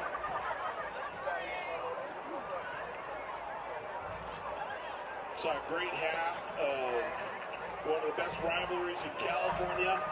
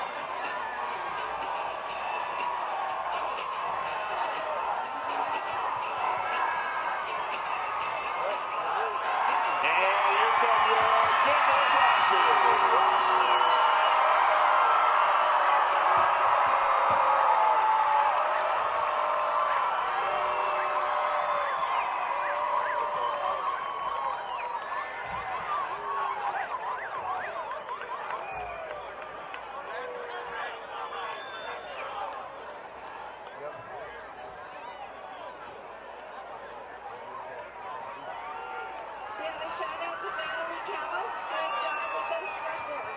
From Charlie. As we start the second half, we just want to remind everybody again about the CIF Southern Section contests are conducted under the strictest code of conduct, good sportsmanship. The officials are neutral, representing the commissioner, and are selected because of their demonstrated ability. Spectators are encouraged to support their own team and are requested to display proper sportsmanship with respect to fellow spectators, opposing school, and the officials. Unsportsmanlike conduct by officials, teammates, players will not be tolerated. Fillmore High School would like to thank you. We'd like to thank our business sponsors of the Fillmore Flashes, Banco de Sierra, Bennett's Honey Farm, Cal State Channel Islands, CMAX, Central Station, Cricket Wireless, Diamond Realty, Elkins Ranch, FFA, Fillmore Lions Club, Fillmore Rentals, Fillmore Rotary, Fillmore Youth Track, Heritage Salon, Heritage Real Estate, Heritage Valley Company, Knights of Columbus, Kraft & Sons, Computer Repairs, McLean Construction, One Call Logistics, Pampered Plaza, El Pescador Remax, John Holiday, Richardson Ranch, Summit ESP, Barrett's Restaurant, WLML Morris's. Ladies and gentlemen, the bills are paid. Halfway home in the 106th meeting between Santa Paula and Fillmore on the VCS Preps. Game of the week presented by the Ventura County Star. Danny Page and George Contreras. Up in the booth, Will Cowan down on the field. And it just, now that we're set to start the second half, it just puts into perspective how massive that goal line stand was late in the first for Fillmore. The Cardinals could be up easily about 28-13 perhaps had they cashed in on their opportunities. But again, their mistakes or lack of execution on that goal line stand for the Fillmore defense has put them in a hole and given a lot of life to Fillmore. This ball will be taken at the 18-yard line. Speaking of life for Fillmore, the quarterback, Sanchez, is running around on the sideline, and he's going back into the game. What a bullet dodge for the Flashes, at least it appears to the eye so far. We'll see if he's at anything resembling full strength. He's jogging okay. Having him back will be a big issue for the Flashes. Tarango over here on the short side of the field. Be interesting to see the mobility, no question, from Sanchez. And it will be a handoff. Interesting to see if they put him back in the shotgun, perhaps keep him under center and do a little bit more handing off with this leg injury issue. One thing to me, he puts on a lot of miles running to the sideline to get the play every time down. You would think they may have some kind of armband or something, but he comes over every time and talks to Coach Garner. You know, why not set up like a game of telephone and have Tarango come in and get it? Yeah, that's a lot of extra miles on a bad leg. Good point. He's going to carry on his own here. Takes a huge hit. 52. Oh, we got a late flag here. We'll see which way this one goes. None of us are down on the field. Well, at least they're pointing towards not Santa on that Paula. side. It did appear to be against the Cardinals.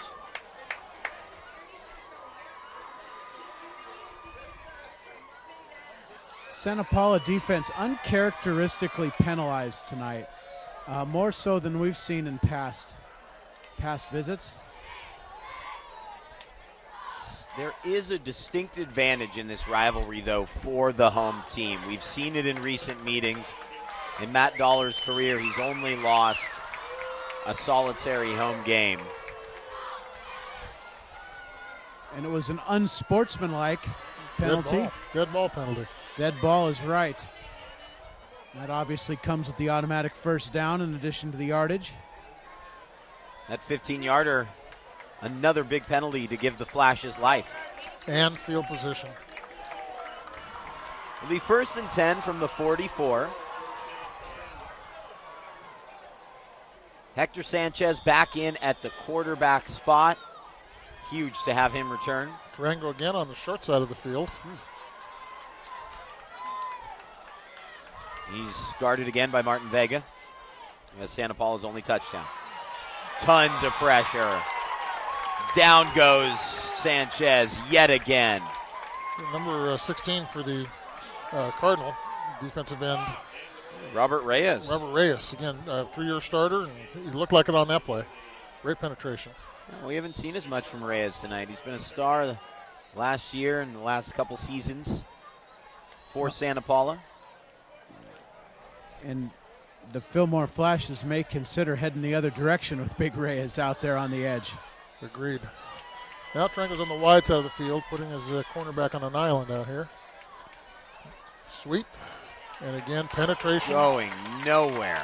Great job again by Reyes. This Santa Paula defensive front has really started this second half on a mission.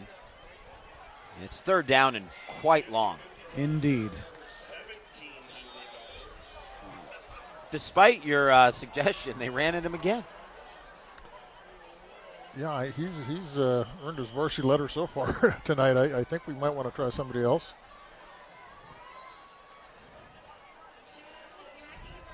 There's an official's timeout on the field. I think it's an injury substitution. Maybe a helmet.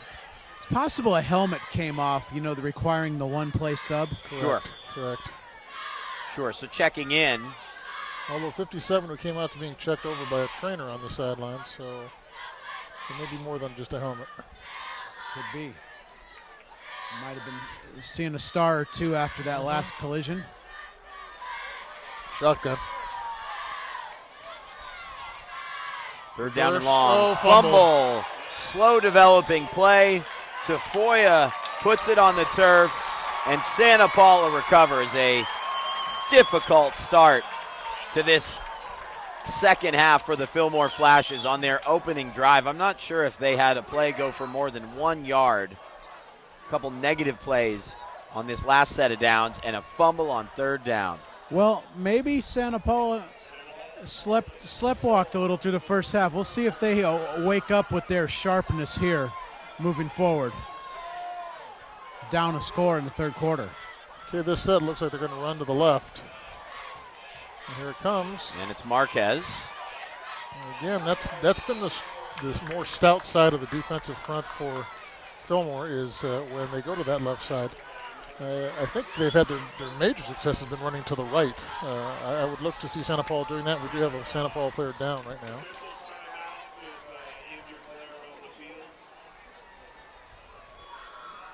Might mention that at halftime there was a field goal kicking contest sponsored by the Oxnard Auto Center. And if the young man, a senior from Fillmore by the name of Joe Junta, could kick the field goal, he would win a $1,000 scholarship to continue his educational career at Cal Lutheran next year, and lo and behold, he made it. So good night for Joe Junta. And to be honest, it was a field goal from like the 3-yard line, I think, which tough angle. Sometimes when they do this and they have them kick from like the 30-yard line, a high school kid can't even make that. A high school kicker can't make that. Yeah, well, this is good. I mean, it's great. It's a home field advantage right there. If it was a Santa Paula kid, it would have been from the 50-yard line. But I'm just saying, give them a chance, which they did. Absolutely they did. Yeah. It's a well-executed promotion. How about some scores? Thousand Oaks has fallen behind West Ranch, 7-6. Calabasas stays in front of Pacifica, 41-21. Valencia 42, Newbury Park 7. Royal 13, CI 6. Camarillo and Dos Pueblos are all knotted up at 14. And St. Bonaventure leads La Quinta 21-7 after 3. Again, the right side, that's where Santa Paula's been making their money. Just shredding the Flashes on the right side and taking this all the way down inside the 1-yard line. Number 20, Anthony Morales. Morales just lumbering down the sideline. Phenomenal effort from the Santa Paula offense on that play. Okay, now can they punch it in? They need this badly. Now Morales has been the starter for most of the season while Zach Marquez was injured, and he's back in and did a nice run. He's in here again, and they're running to that side again, and he is in. It's just academic at that point. Yep. And he deserved it after a bruising run to take it inside the 1-yard line. Touchdown, Cardinals. And we're tied at 13. Oh, and another penalty. And this could be a big penalty. Yes. Now they'll have to kick a PAT from 35 yards out, and that could leave us in a tie. The all-important kicking game. We've discussed it the last few weeks. It's been critical. Certainly in Westlake's effort last week, those PATs might have been helpful. Well, again, this is just a senseless penalty. The flag came a good 15, 20 seconds after the touchdown had been made. So someone just popping off, which is not typical in this rivalry. This is traditionally a heated rivalry, but a very respectful rivalry. Hueneme leads San Marcos 13-7.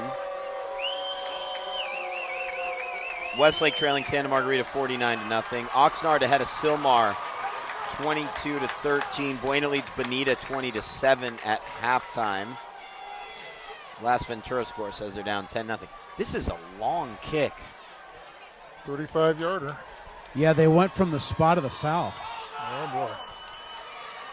And this kick is up, and it is still. No, it's no good.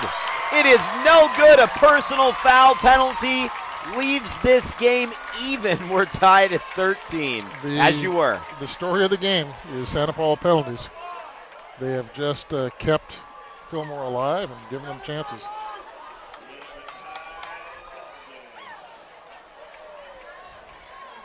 Turned out to be a beautiful night here in East Fillmore. It's always a beautiful night in East Fillmore. Moon high above the sky here in mid-September. Still a long season of football ahead on the Game of the Week. This is our fourth broadcast. In most seasons, we run all the way down to the CIF semifinals, and with the new playoff configuration, if we have teams to cover, we'll be here with you through Thanksgiving weekend. Here's hoping. Brian Magana, short kick, taken at the 16-yard line. Room to that left side, but not a abundant amount. Hauled down is Aries Vega. And the Fillmore Flashes start from the 28-yard line after a 17-yard return from number 29. So what do you look to do here for Fillmore to get back on track offensively? Some kind of consistency. They've been going backwards. They need to get positive yardage plays to get their spirits back up.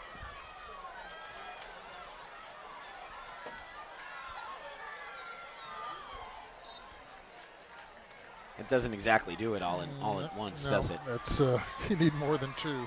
They really have gotten away from the passing game, which seemed to have a lot of rhythm on that opening drive. We sure did. I'm just wondering again if this is a little bit of the after effects of Sanchez's knee and maybe being a little bit hesitant to call it because of it. But I think they have to. I mean, Tarango is a big player for them, and he needs to get the ball. I'm not sure if he has a catch since he grabbed his second touchdown of the night. I don't think he has. And here's a run by the Flashes. It's Tafoya. And Tafoya picks up a good 4 yards. That's what you need on first down, though, and it's 3rd and 6. And an important one in this game, inside of 8 minutes to go in the third quarter, with the two teams tied at 13. This is where I think Fillmore's now in a situation where they almost have to throw on this down, and that's where Santa Paula's defensive front has really attacked and destroyed the line of scrimmage. I'd like to see him pass a little bit more on first down when it's more of an iffy call. Going to no backs, empty. Play fake to Tafoya, throw to Tarango, and that's a first down. There we go. Good protection that time.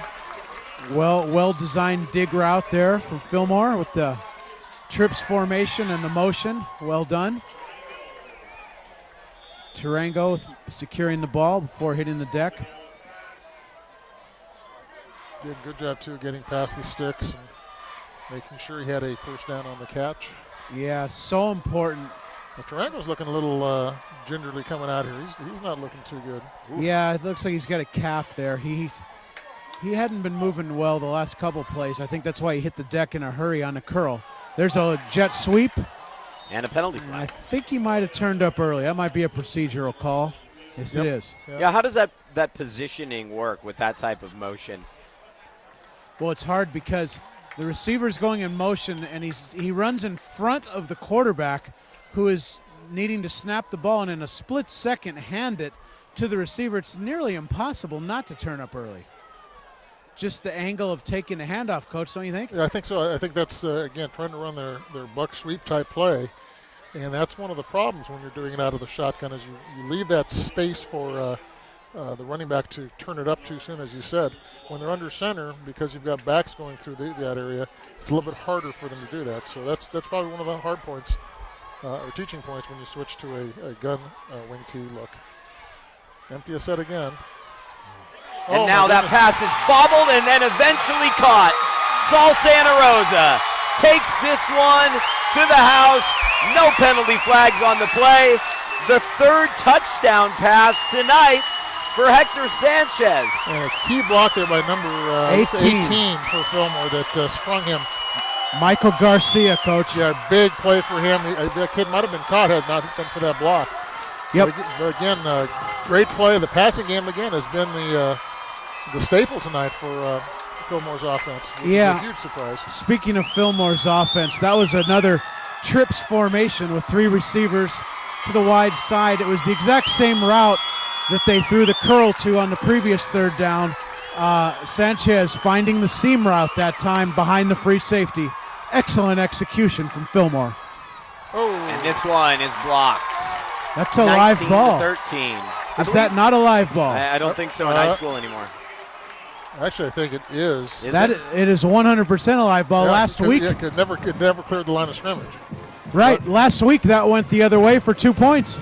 Well, it won't go for 2 points. That's the problem. It won't go for 2 points for the defense in high school, but the offense can still pick it up and try and make something. I'm in the wrong stadium, Coach. That was in Austin, Texas. My right. apologies. No, but it is. If it doesn't clear the line of that would have scrimmage. been the Irish that had that happen. You two are in so many football stadiums in a given week, no less month. Again, but in high school rules, if that ball doesn't clear the line of scrimmage, which I don't think it did, the offense can still pick that thing up. Yes, but it can't go the other way for 2. Right, That's a good point. My mistake. That's okay. It makes for an exciting game. It's all right. I get the rules mixed up when we move from the college game tomorrow night.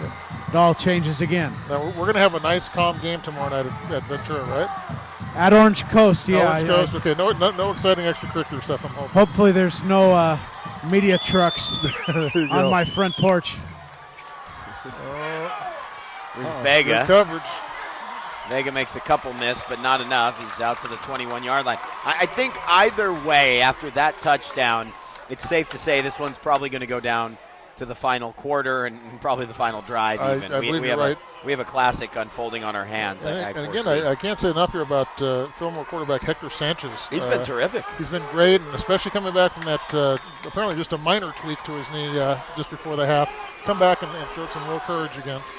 I'll be honest, when I saw him leaving the field, I thought his night was done. I thought so too. See what Mata gets going here. Use this two-headed monster at running back. He may not have to get too much going. It's Anthony Morales.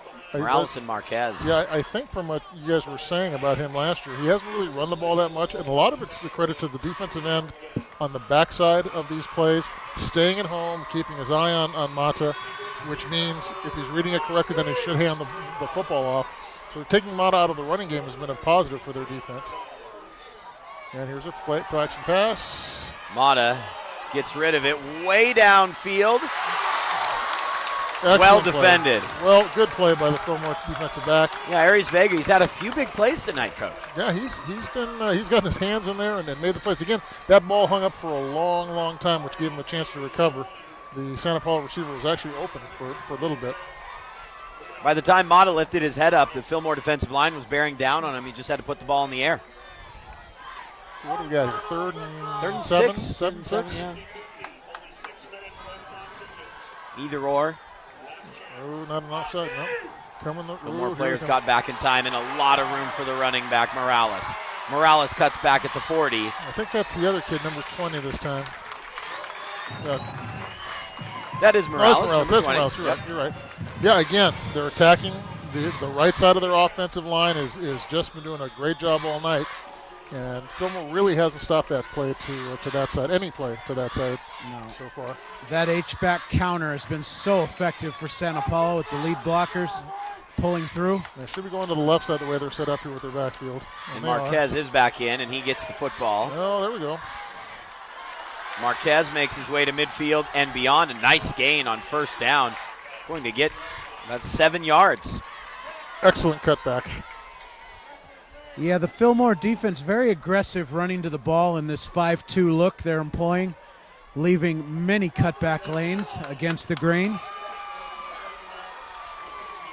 2nd and 3. Okay, they're set up to run to the right with the running back right now. This is, again, the problem side of the line for the Fillmore defense. Showing blitz. Coming right. Low snap, and Marquez into the second wave. A cutback at the 35. This Another one, first down. It's coming back. We have got a a flag. hold. Yeah. Of course, both the coaches see that one. And although you haven't coached football in a long time, Will, I can't call you the coach anymore. 2005, 6, somewhere in there. I think there's a statute of limitations. Once you're a coach, you're a coach. That doesn't change. We do have a pretty outstanding trivia question coming your way. We will ask the question at the 4-minute mark of this quarter and then reveal the answer in between quarters. You had a hold on Angel Segovia, the second tight end, number 44. He's really done a phenomenal job tonight in the run game, springing some of these big cutbacks. Right in front of you. 2nd and 10 at the 13-yard line. Okay, they'll be going, Second going to their left side here with Marquez on this side. He usually runs to the opposite side from where he lines up. 2nd and 13, at the 41. There he goes. Great penetration. Is that Galvin? That's a 3-yard loss, brings up 3rd down and 16. And Santa Paula in a clear throwing situation, yet another penalty, negating a big run into Fillmore territory. That last tackle was number 18, Michael Garcia for the Flashes, off his outside linebacker position. Still have to say that I'm a little bit curious. If they're going to run the football, run it to the right. They have not stopped the running game to the right yet tonight. And I'm wondering where the Mata keep is in that zone read concept. We may see it coming in, Ball 3rd and long here. Yeah, this should be a pass. Good pressure, nothing on the backside. Okay. Mata completes that for about incomplete. No, incomplete pass. Again, I think, Will, the thing that Fillmore is doing well is their defensive end on the backside, which is the key on the read option for the quarterback. He's been staying at home and eyeballing Mata all the way, which means Mata needs to hand the ball off. And again, by being patient like that, you've taken a big weapon away from them if he keeps reading it correctly and handing off as he should. I'm just, again, amazed that they're running. They're not running this over and over and over again to the right side where they're getting all the yardage. Yeah, that H power has been their meal ticket thus far. Punt is away. Vega awaiting it, and it is down at the 27-yard line. All right, change of possession time for the trivia question. I hope our producer, Anthony, is ready. What was Fillmore's mascot before they were the Flashes? Does anyone in the booth know this? What was Fillmore's mascot before they were the Flashes? A, the Ducks, B, the Oilers, C, the Cardinals, or D, the Tigers? We will have the answer for you between quarters. Respond to us on Twitter at VCS Preps. What was Fillmore's mascot before they were the Flashes? Was it the Ducks, Oilers, Cardinals, or Tigers? Well, there's that Reyes kid again. Big play. Fillmore hardly able to create any positive yardage in the run game, which this seems like the complete reverse of what we've called over the years.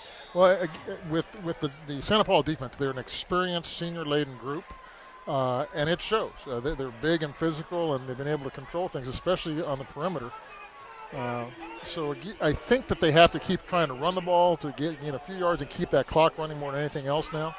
But look for another bootleg here out of to give to number 16, Santa Rosa, who just had the touchdown catch. And Fillmore now finds themselves in a 3rd and long once more. Well, probably time for one of those wide side flood patterns we've seen so far tonight with 2 and 3 Fillmore receivers working one area. Tarango back in the ball game. That's a good thing for Fillmore. And Tarango will be set to the near side. Vega. That's a great matchup between those two, although Tarango's gotten the better of it, at least in the first half. And now the quarterback works from under center. He looks Tarango's way. He throws Tarango's way. Oh, it's incomplete. Went through his hands, and then it looked like he kicked it off his leg, and incomplete. Vega that time shot the inside arm in there to get the deflection. Excellent timing. Okay, now Tafoya back to punt. He needs to get a good one here. We had his last one was shanked for about an 8-yard punt, and that's certainly not what Fillmore needs at this point in the game. Need a good solid punt. He's been a good punter this year for most of the season, according to Coach Dollar. Vega awaits at the 41-yard line. 2:25 left. He gets this one away. It bounces at the 42. Vega has to Favorable go bounce. way back. Picks it up one-handed at the 21. Nice and he can't tackle. make a man miss. Nice tackle.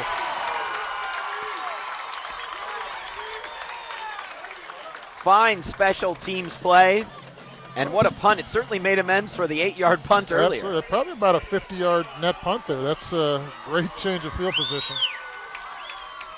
Tackle was another Vega, Aries Vega for Fillmore, number 29 there. He's been making plays defensively all night long. That's a huge, huge play. He doesn't make that play. Fillmore may have outkicked their coverage, and that kid might have gotten a nice return. No question, Coach. Good call there. 1st and 10 for Santa Okay, Paula. they're going to run this side over to the right side, the way this back is set up. Here it comes, and there he goes. Here he is yet again. Morales with plenty of room to run. The problem for Santa Paula hasn't been crossing midfield. And Coach, by the way, you're remarkably accurate in your predictions in terms of where they're running the ball. Is Fillmore seeing this the same? I would hope so. I mean, it's a pretty simple thing. People run the read option. You just look where the running back is. Right now he's on the offense's right side. He's going to run the ball to the left. And the zone read part of it would be for Mata to keep the ball coming to the right if the send is not honorable. Hands it off again. Yeah, and another nice gain. 1st down and much more to the 49-yard line. Now, if they can block that well to the left side as well, then Fillmore's got some deep troubles because they on the left side they've been able to just maintain things and keep the short gains, not on the right side. Santa Paula cannot get bored at their play calling. They must probably stick with what works at this point. Yeah, they've got plenty of time. They've still got a full quarter, and they're only down by a touchdown. We really have yet to see Mata actually keep the ball on that read option. Maybe this will be the first time. I don't think so. Nope. Here's Morales, another 1st down. And again, as I said before, Dan, the reason for that is the defensive end away from the running back side. He's in charge of the quarterback. And if he takes off with the running back, gets too anxious, Mata will keep it. But so far, they've been very disciplined, and they've stayed there and eyeballed Mata. And again, when that happens, he's supposed to give the ball off, and he hasn't. Now, the only problem for that backside defensive end, he's got to get some help from the front side people to make his efforts worthwhile and stop the running game. Okay, should be going left on this with the running back. That's Michael Garcia, who has 18 for Fillmore as the primary coverage coach that you're talking about. Uh-huh. Now, 75, I think it is the end on this side. He turned inside a little bit too soon for my taste. Maybe that's 35. It's hard to read those numbers. It was 35. Yeah, Justin Long in the end ends up making a nice tackle. Only a 3-yard gain. again, left side, been playing better on the left side. Santa Paula keeping the ball on the ground for the entirety of this drive. One of the last plays of the third quarter coming up as we head to the final period momentarily. Should be going left again. Pretty straightforward, isn't it? Yep. Here's Morales into the second wave. He's tackled down by a safety at the 27-yard line. 1st and 10, 30 seconds in the third quarter.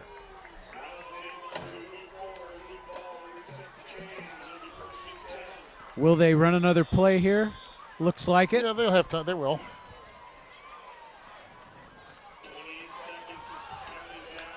Marquez checks back in to spell Morales. Really a two-headed monster running back now. Yes. Both of them seem very confident. 10 seconds to go in the quarter. Will be the final play of the period. Running right. You sound remarkably frustrated by what you're seeing. Well, it's Very predictable. it's a predictable thing. But again, if the offensive line can block as well as they're blocking, who cares? Just keep doing it. And again, they're only down by 6 points, so there's no reason to panic or get away from your running game. So let's get to the answer to this trivia question. And you're going to tell us the answer because you have the famous story. What was Fillmore's mascot before they were the Flashes? Was it A, the Ducks, B, the Oilers, C, the Cardinals, or D, the Tigers? Okay, here's the story. In the early 1930s, Fillmore's legendary coach, Red Kennedy, took his team up to Lancaster High School to play. The field was a dirt field, and at the start of the game, they were hit by a lightning and thunder and deluge type of rain pouring down. Made the field an absolute quagmire. At halftime, because the Fillmore team was wearing heavy canvas pants, the coach told them, take those heavy things off, get into some, whatever you have, street pants, sweats, anything you have. We'll go back out and play the second half in these lighter pants. They did, and they wound up winning 6-0. The next day in the newspaper said that in the second half, the Fillmore team ran as fast and as quick as the lightning bolts, the flashes of lightning in the sky. The kids loved it when they read that, and they said, we need to change our name. And within a couple of years, they did. And instead of being the Flash, they became the Flashes, which is the only high school in all of California with that nickname. But before they were the Ducks. They were the Ducks. The Fillmore Ducks, would you believe it?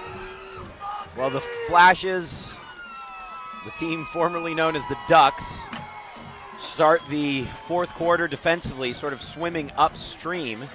There's another run to the right. Here's Morales on a nice cutback, still on his feet. And Morales is down to the 10-yard line. And that would be the second Duck story of the season on the VCS Preps Game of the Week. I think I missed the first one. Yeah, you did. That was the opener when we had a running clock in the fourth quarter, and Will talked about the Ducks he saw at a hotel in Tennessee. Oh, that's right. The Peabody? That's it. Yeah, I've been there. You got to have it, the Belle of the South. Back to the action here, Santa Paula. There will be no running clock in this grudge match. No. 19-13 at the start of this fourth period. They run and left, Coach? Yep. Low snap and a penalty. Procedure penalty. One again, that's been Fillmore's best defense has been that yellow flag. Yeah. If you look at where we stand in this game, it's stunning that Santa Paula has 13 points. Yes, how much they've moved the football. Yeah, I'm thinking they should have at least 2, probably 3 more scores. But their mistakes have just killed them. And again, as both coaches said coming in, the team that makes the fewest mistakes is going to win. And right now, that's been Fillmore. Now, Coach, interesting decision here. 2nd and 10 or 1st and 15? Do you take it back? I think I'd take it back just from the standpoint of the way they're rolling here. And make them get 5 more yards. Yep, and get them a little further from field goal range possibly. Right. You know, could certainly time for 2 possessions for Santa Paula in this half. Oh, yeah, there's shouldn't be any kind of a hurry-up panic type of feeling by them right now. They're in control if you just execute. Here's Morales. Nice move to the outside. And Morales, he picks up about 4 yards. No, he gets the original yardage back. So the decision, no less, ends up putting Santa Paula right back where they were, 2nd and 10. 2nd and 11, maybe we'll say. Yeah, favorable spot for the Flashes, not the Ducks. The Duck Flashes. Can you imagine a game, Will, today where there's thunder and lightning in the air and the game just keeps right on going? No. Yeah, me neither. Kids are tougher then, you know. That's player safety. And I think they walked to the game and after home from Lancaster both ways. And they carried boulders on their backs. Absolutely. It's always a pleasant place to play football anyway. Oh, yes. Even on a good day. Run to the left-hand side. Morales drops one tackler and gets down to the 3-yard line. That's that counter again. Big Segovia, number 44, the H-back, leading the way like a Matt truck through the left side of the line. And Santa Paula can pick up a first down. It's 3rd and 2 from the 3. Right at about the 1-yard line, they can pick up a first down. Okay, Mata gets flipped over. He loses the football. I don't think he was down yet, but a Santa Paula player must have picked it up. The ball came out well before the whistle, gentlemen. And we're close to a first here. Yeah, that should be a first down, right? I would think 4 quarterback sneaks here if needed. First down. Those PATs could come up huge in a negative sense. Mata under center, looks like another quarterback sneak. Gotta be. Clock running, the snap. Mata stopped on the first attempt. You're right, there is a penalty flag down on the far side.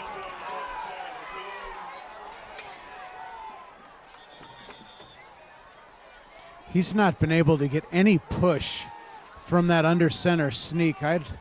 think last year he had quite a bit more success working the outside on plays of that nature. Oh, wiped it In off. I would think here, as well as they're running off tackle. Yep.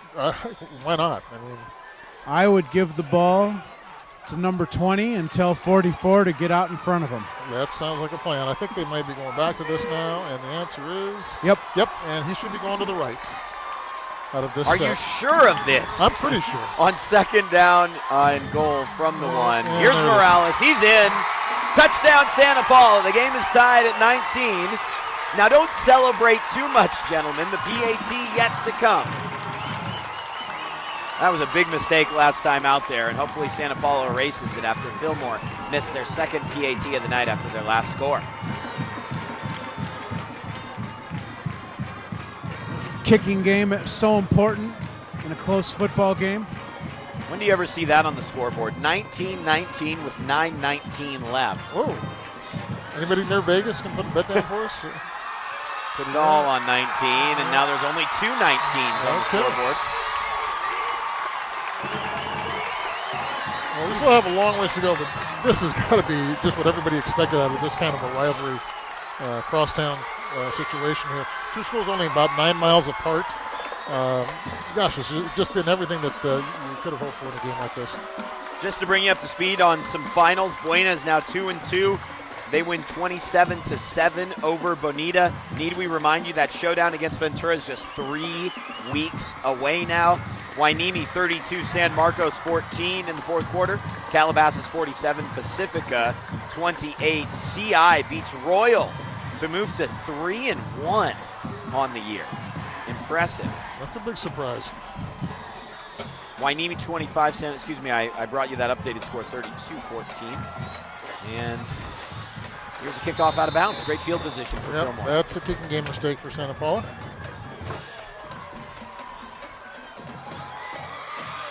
The electricity is electric, as it has been the whole game. The Santa Paula cheering section going absolutely berserk, much like Newbury Park last week. Come on, Will, you can do better than that. The electricity is electric.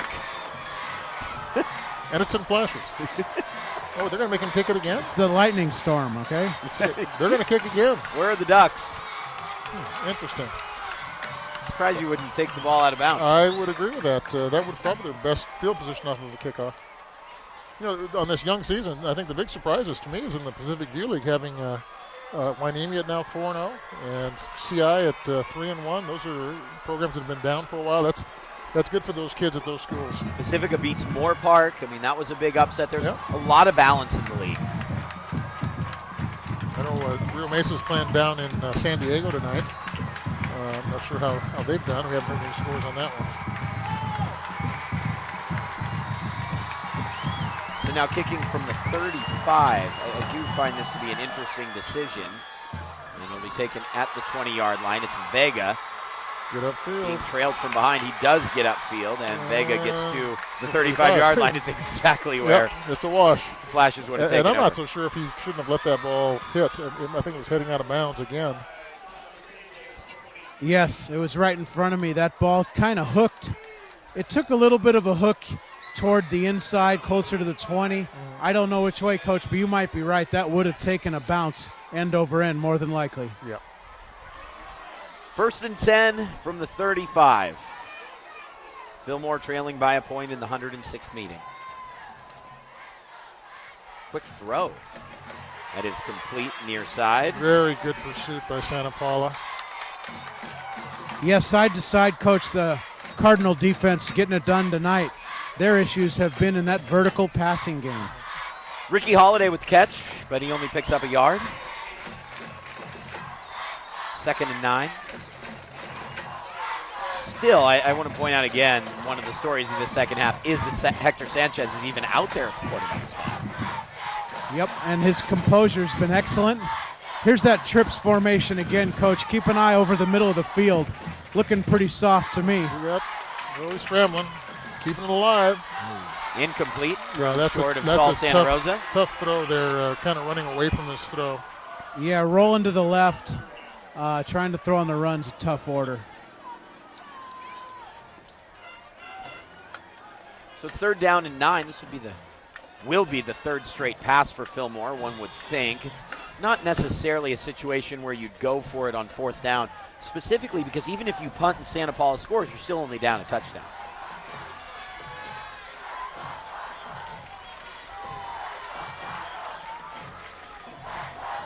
See if they target Tarango on 3rd down, and we'll call it 8.5. They have cleared out the side for him. And now Sanchez, the quarterback, will run it. Spin move from Sanchez. No, going to be a little short. Yeah, about 2 yards short. 4th and, maybe 4th and 1. Yeah, Sanchez has been better served to really just turn up field there and save a few of the moves. Looks like they're going to go for it. No, Sanchez coming out. Yep, they're punting. All right, we need another good punt here by the number 25, Tafoya, I believe that is. Yeah, it's Tafoya. Yeah, great punt last time. Great punt last time, and he needs another one like that this time. Vega back to receive. High Oh, snap boy. over Tafoya's head. Just has to fall on it at the 16-yard line. Maybe it's situations like that where you think about going for it on 4th and 1. Well, I think the decision was right. It's just a bad snap. Just That's bad all snap. good. But I think that decision was right. You wouldn't have gone for it, maybe. Well, I think I still would have punted. Hopefully Troy would have gotten off another good punt, make them play the long field. But this was the worst case scenario, and it came true, unfortunately, for the Flashes on that play. Yeah, I tend to agree, Coach. With a one-score game, hard to second-guess that punt. Yeah. Okay, here we go. They're running right with number 20. It's just that easy, isn't it? Well, see again, what Fillmore... unless this defensive end comes inside, which he didn't. And it's another big game. You know, you about have half of the initial 10. Sorry, Will, go ahead. no, but you have to wonder, Coach, why the Fillmore D maybe not try to slant or bring some kind of movement toward I would agree. toward that crease right there. Morales just hauled down after picking up a 1st down. 1st and goal from the 6. Yeah, I'm wondering, Will, if Zach Marquez, number 24, is injured. He hasn't been in for quite a while now. Number 20, Anthony Morales, is running very well, though. Okay, going to the right. Marquez is standing on the 33-yard line. He looks just fine. Morales cuts back and cuts his way into the end zone. Touchdown, Santa Paula. 26-19 with 7:03 left. As I said, though, it is just a one-touchdown game pending PAT. It's not the worst that could happen. No, if they make this, they're down 8. They're still in the ballgame, but they have to start cutting down on these major mistakes. And the other thing you'd like to see is some kind of consistency out of their offense, where it's not down to just hoping for one pass play every series to keep them alive. That kick is up and through, and really you feel like if Fillmore doesn't get something going offensively, that it's very well possible Santa Paula gets the ball back, scores, and ends the game. I would think so. At this drive, they have to score. If not, and Santa Paula gets the ball back under about 3.5, 4 minutes, they should just run the ball and be able to pretty much run the thing to death here. You know, we were here in 2012, the first time we did the Game of the Week, at Fillmore between these two, and Fillmore won 35-18. Kind of an odd score. We're potentially approaching something similar, maybe a 34-19 even, or something along those lines. Colin Farrar had 181 yards on the ground, by the way. What a performance from that young man. The first time we carried this game for you on the Game of the Week, that was, 4 years ago now. Home team has won every time since then. Oh. Fumbled by Vega. Vega sweeping wide to the left-hand side, looking to cut upfield. Oh, nice picks up a block. Beyond the 30. Look out. Could go. He could Now go. he goes to midfield. 40. And he's taken down at the 30-yard line. That is just what Fillmore needed. Absolutely. Was that Velez? That was Vega on the return, and he's down right around the 30-yard line. They count him out of bounds at the 32. And it's 1st and 10 for Fillmore from there. What a huge play. Yeah, Will, I would say this is the second straight week where the kicking game has been a huge, huge factor. Yeah, it's so important. It's just you get these games that come down to the wire, and the team that can get that field position in their favor sometimes makes the difference, like you said here, a one-score game in the flash, nearly in the red zone. It's always interesting between these two. Oh, here's It's a a trick play. halfback pass, Oh, and that is picked. intercepted. Fillmore trying to execute the trick play, and it's picked. Marty Alvarado, the first time we've called his name, comes up with a huge interception. We'd said earlier on that these teams have had a history of doing trick plays in this game, and it was just really going to be which team could execute it or which defense could stop it. I think that's our first trick play of the game, if I'm not mistaken, and Santa Paula came up with the play they needed. A very astute observation from a experienced coach. That was the first trick play, and it was a turnover. Again, looks like they're going to run to the right, and I would just give this a heavy dose of number 20 and or 24, just going to that side. Yeah, we just haven't seen Marquez as much, though. No, You're absolutely not right in the about second that. half. Here's Morales. And there he goes. Look And out. maybe we can see why. Yeah. Well, they've both done really well. Like I said, maybe the other kid might have gotten tired. He carried the ball a ton in the first half or gotten some sort of an injury. And Santa Paula really can close this game out now with a drive of decent length Yep. and a touchdown. Yeah, one of the things I'm keeping my eye on for Santa Paula, the center, Josh Tobias, number 56. He has had some incredible double teams along with number 53, Jorge Arteaga, on the Fillmore nose tackle. Keep an eye on those blocks as we progress. There's another one there. Oh, there's a nice stop by Fillmore to the right side. When was the last time we saw that? It's been a while. We even have some Fillmore fans heading for the stands. It's a one-touchdown game. The way that, Santa Paula's running the football, though, I do. Well, he says again that they have to do they need to get a turnover to get back in the ball game at this point. That is Fillmore, that is. Okay, running right side. Here's a give. Marquez back in the game. Marquez beyond midfield.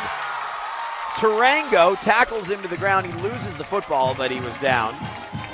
And a big run from Marquez as he gets back in the game.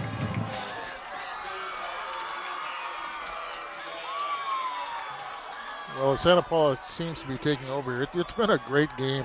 They had the ebbs and flow throughout the game. Both teams coming up with plays when they had to. It's been a fun high school game to watch. No question about it.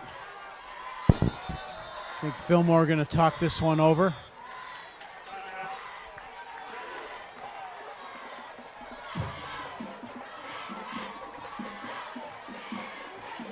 I think the thing that needs to be said about the Santa Paula defense is how well they've really stopped the Fillmore running game. And Fillmore is a team that likes to run the ball first. All the success basically that Fillmore has had has been through the passing game, which is not their bread and butter, needless to say. So, again, I think hats off to the Santa Paula defense coming up with a very sound defense to stop the basic wing key running plays. Couple scores for you here. Ventura trailing 17-0 in the fourth quarter. They should pick up their first defeat. Here's one from Santa Maria. Santa Maria last beat Rigetti in 1987. They'd lost 22 straight games to their nearby adversaries. Santa Maria won. First time in 22 attempts. Rio Mesa trailing 49-14 against Olympian. Pretty much covers it in terms of... That's a long bus ride home for the Spartans. At least there's no traffic. It's late enough at night. Got to stop at In-N-Out on the way. Oh, there we go to the right side again. It's about 7. It's nice to see Santa Maria picking up that win. You know, when I first started coaching in the 70s, Santa Maria was that was a good football program year in and year out. And then things just kind of happened as schools opened up there, and the talent pool got divided up a little bit. But it's good to see them get back on. That's a good, rich football tradition school. Well, Rigetti and Naipomo certainly would be a big part of that equation, correct? Correct, absolutely correct. Arroyo Grande. Yep. 2nd and 3. Coming to the left.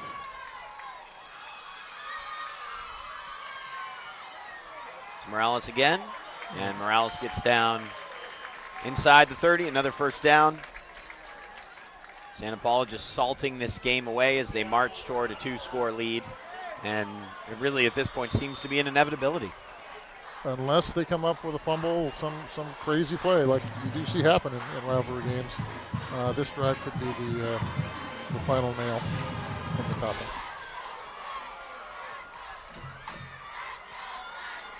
Santa Paula doing a nice job keeping the clock rolling. No hurry to snap the ball. They're under 5 now, though. Running left.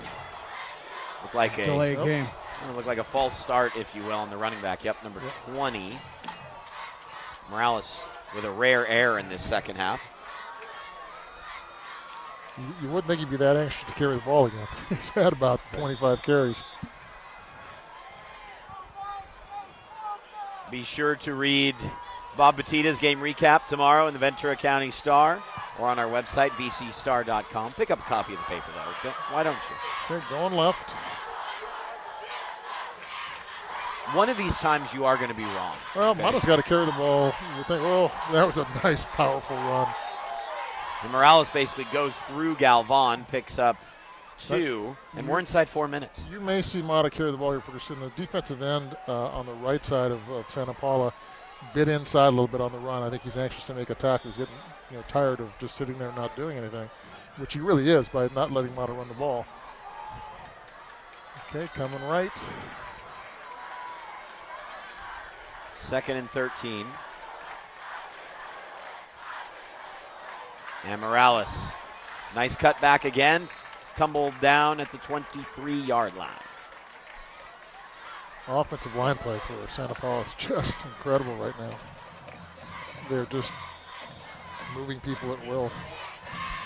They are tremendous. They work well together. They communicate, and they are absolutely on point when it's time to double team at the point of attack tonight. Yeah, there's a lot of folks going through that hole leading the way for 20 and 24. Okay, watch the right side of the offensive line. They'll be heading that way. Fillmore with 2 timeouts. Morales again. This is like a broken record. Well, again, you're talking about old school football, and until Fillmore stops it, why run a different play? Just run it over and over and over again. And again, it's keeping the clock moving, eating up a lot of time, and like I say, if they do finish with the score here, the game's basically over. Even if they don't score here, the way Fillmore's offense has been inconsistent, you're leaving with a 90, 95-yard field maybe. So it's a win-win situation right now for them. Minus some kind of a fumble, scoop, and score kind of a thing. We'll see when Matt Dollar elects to use his timeouts. Mata, of course, in the shotgun, as coach would say. This one's going right. No, he kept it fake. finally. He kept it on his own. And the end got boxed inside, but a good secondary play there by a linebacker, I think that is. Yeah, I'm trying to see who gets up from that pile. Look like number, actually 5. 5, defensive back. Angel Velez. Yeah, that again, the end came inside that time, and that Mata did the right read, but Velez out of the secondary saved the day. Santa Paula in no hurry to break the huddle. You would think after this play, Matt Dollar would use his timeouts. We have less than 2 minutes to go. Mata calling out this blitz. And a give, Morales. Down to the 7-yard line. Well, we got a big 3rd down here. You wonder if the timeout is coming. I'm kind of surprised that Mata's not waiting until that back judge raises his hand to give the 5-second count. Eat up as much clock as possible. I am floored that the timeout has not been called. Yeah. At this stage of the game as well, it's a first down and the game's over. Santa Paula is going to run it down, and, well, maybe not. Yeah, I agreed with you. It looked like they were going to take a timeout themselves. Yeah, unreal. Unbelievable. Here, there's the hand up, I think. Yes, it did go up inside the final minute. Run Morales right. carries. And Morales picks up a first down. Matt Dollar has 2 timeouts left. It's not enough to stop the clock, and Santa Paula can get into victory formation. That's it. Yeah, by using the, well, yeah, they just took the timeout now. But it's too late. They only have 2 timeouts left. Yeah, that's Well, I think the bottom line, whether by clock management or not, it's the way that Santa Paula is running the football. I don't think it would have made a big difference. Right. They're picking up 5-6 yards almost every single snap. And in this situation, it'll be interesting if they go for the score or just take a knee and end it that way. Why would you go for a score? Just take the knee, end the Yeah, game. absolutely. I mean, there's no again, worst case scenario, there's a fumble and a scoop and score. You know, at this point, just take a knee, let the clock run out, and go home a winner. And for those seniors that have been playing as 3-year starters for Santa Paula, you got those bragging rights for the next 8,000 years. For such a dramatic game, play in and play out, it's been something of an unceremonious conclusion, really. Just an old school football drive. Well, hopefully post-game we'll be able to catch up with either Morales or Marquez. And they're going to go for it here. Running to the big right side again, and he is in. Morales scores, and Santa Paula seals it. They lead 33-19, and barring something spectacular from the Flashes, they will lose on their home field for the second time in Matt Dollar's career. They led at one point, remember guys, 19-13. Yeah, I think really what's happened here at the end is Santa Paula finally put some drives together without making those critical mistakes. This game is 33-19, but it could have been mid-40s, almost 50, had they taken care of business in the first half. Again, a lot of credit goes to a very gutsy Fillmore effort as well. Those kids played hard all the way, just kept firing away, but I think Santa Paula was just a little bit too big and physical tonight for the Flashes. I mean, just about 6 minutes ago, down a touchdown, 1st and 10 on the 32. And again, as you watch the game, you know, when you consider that Santa Paula was 1-2 coming in, and Fillmore was 0-3, and on that 13-game losing streak, I think both teams have played extremely hard. Both coaching staffs would be congratulated for preparing their players for tonight's game and getting the most out of every player they could. But again, tonight it's Santa Paula's night. The better team, I think, has definitely won. Santa Paula goes on to visit Vasquez in Acton and then hosts Carp before taking on Excelsior Charter in Victorville. Tarango picks this one up, and Fillmore starts from the 34 and a late penalty flag. And then Santa Paula gets into the league slate with Grace Brethren, Nordhoff, and Bishop Diego. Not exactly an easy league campaign. Fillmore heads to Nordhoff, Campbell Hall, Bishop Diego, and Carp. They then return home for 2 home games to close the season in league. It's an odd schedule. Fillmore had 4 straight home games and 4 straight road games, closing with 2 at home. Interesting. Got a penalty on Santa Paula. Well, I suppose you score really quickly, kick an onside kick, and It would make for a nice fairy tale ending. Stranger things have happened. are you sure? I'm pretty sure. This would be pretty high on the strange I meter. agree. Yeah, it would be, but it's crazy things happen. possible. It's possible. But they've got to get a quick score. And I would think we'll be looking at Hector Sanchez again, airing the ball out. Tarango is set to the far side of the field. He scored the first 2 TDs of the night, only has 1 catch since. Pressure. Sanchez, Robert sack. Reyes. Yeah, he's really picked it up in the second Yeah, half. he's been playing great on defense. And Sanchez is gimpy again.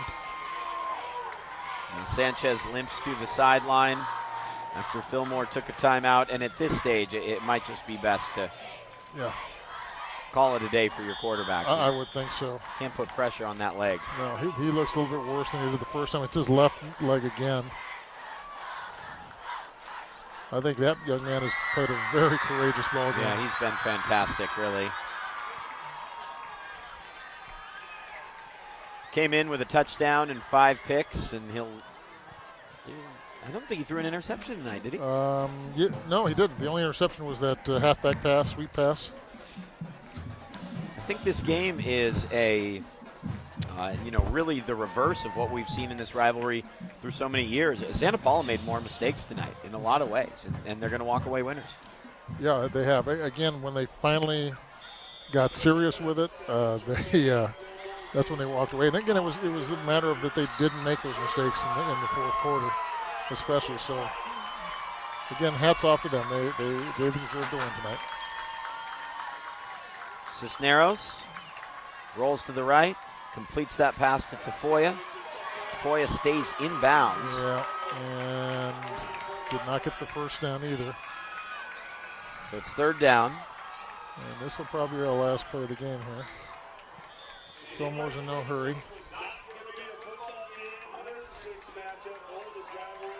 Quite a night, though, between Fillmore and Santa Paula. As I said, a bit of an unceremonious end. Cisneros rolling out, throwing over the middle of the field, incomplete. We'll have time for one more play. Will Cowan on the sidelines will try to catch up with a member of the Santa Paula team. Yep. We'll try to get one of the two-headed running back combination. Following in the footsteps of greats in this game that we've seen in recent years, like Farrar and Noah Magana. And if you can't get those guys, get number 44, that H-back that had a lot of key blocks. I'd like to get the whole offensive front. Yeah. And it's safe to say in the history of this game that Mr. Motto will be in that elite company of conversation for sure. Final play of the 106 meeting between Santa Paula and Fillmore. Cisneros is sacked. And that brings it to a close. The Santa Paula Cardinals defeat the Fillmore Flashes 34-19. The power running game leads Santa Paula to 21 straight points, and they take down their bitter rivals. Kind of fitting that Robert Reyes made the sack on that last play of the game. He was outstanding for the Cardinals tonight. Really astute observation, and we didn't call his name much in the first half, though. No. Really been in the second frame that Second he's half, made he such took a tremendous over. difference. And I think that's where you get the senior leadership, the kids, just take over. This is our season, this is our year, and I'm not going to lose this game. Okay, I'm going to make sure that my club takes on those bragging rights. You always wait to see the celebration, don't you? And see if Will Cowan can grab someone. It might be kind of difficult as they come off the line to go celebrate with their team. Coach, let's get your final thoughts on the game tonight. Well, again, a fun rivalry, no question about it. Great atmosphere, a lot of electricity, like Will said. And again, I think two teams that played hard, a fairly clean game. And again, we talked about before, both coaches said who's going to make the fewest mistakes. And really, the team that made the most mistakes wound up winning. And let's head it down, toss it down to Will Cowan with Zach Marquez. A outstanding performance in the running game in the 34-19 win. Will, you ready? Go for it. Yes, sir. I'm here with Zach Marquez, the senior running back tonight. 106 meetings, great comeback. Zach, what are your initial thoughts of the atmosphere tonight, helping you guys make this come from behind win a reality? Honestly, I just want to thank the crowd for coming out and supporting us, and thank my line for making beautiful blocks, and we work hard. That's all I need to say. We gave the line a lot of props, but how about the tight ends? Talk a little about Segovia and company and the work they put in tonight. Well, Segovia, he's a sophomore, and he's on varsity, so he's doing actually really good. I just need to – they did good. I'm proud of my team. You should be very proud of them. And the last thought would be with your defense, they gave up a couple big plays early in the passing game, but they really tightened up late. What do you think attributed to that? Well, we're not perfect, so we're just going to work on it and practice. We work hard, hit the weight room, film every day, so we're going to work on that, and we're going to fix it. And we're gonna come back. Well, congratulations and best of luck as you move into league play.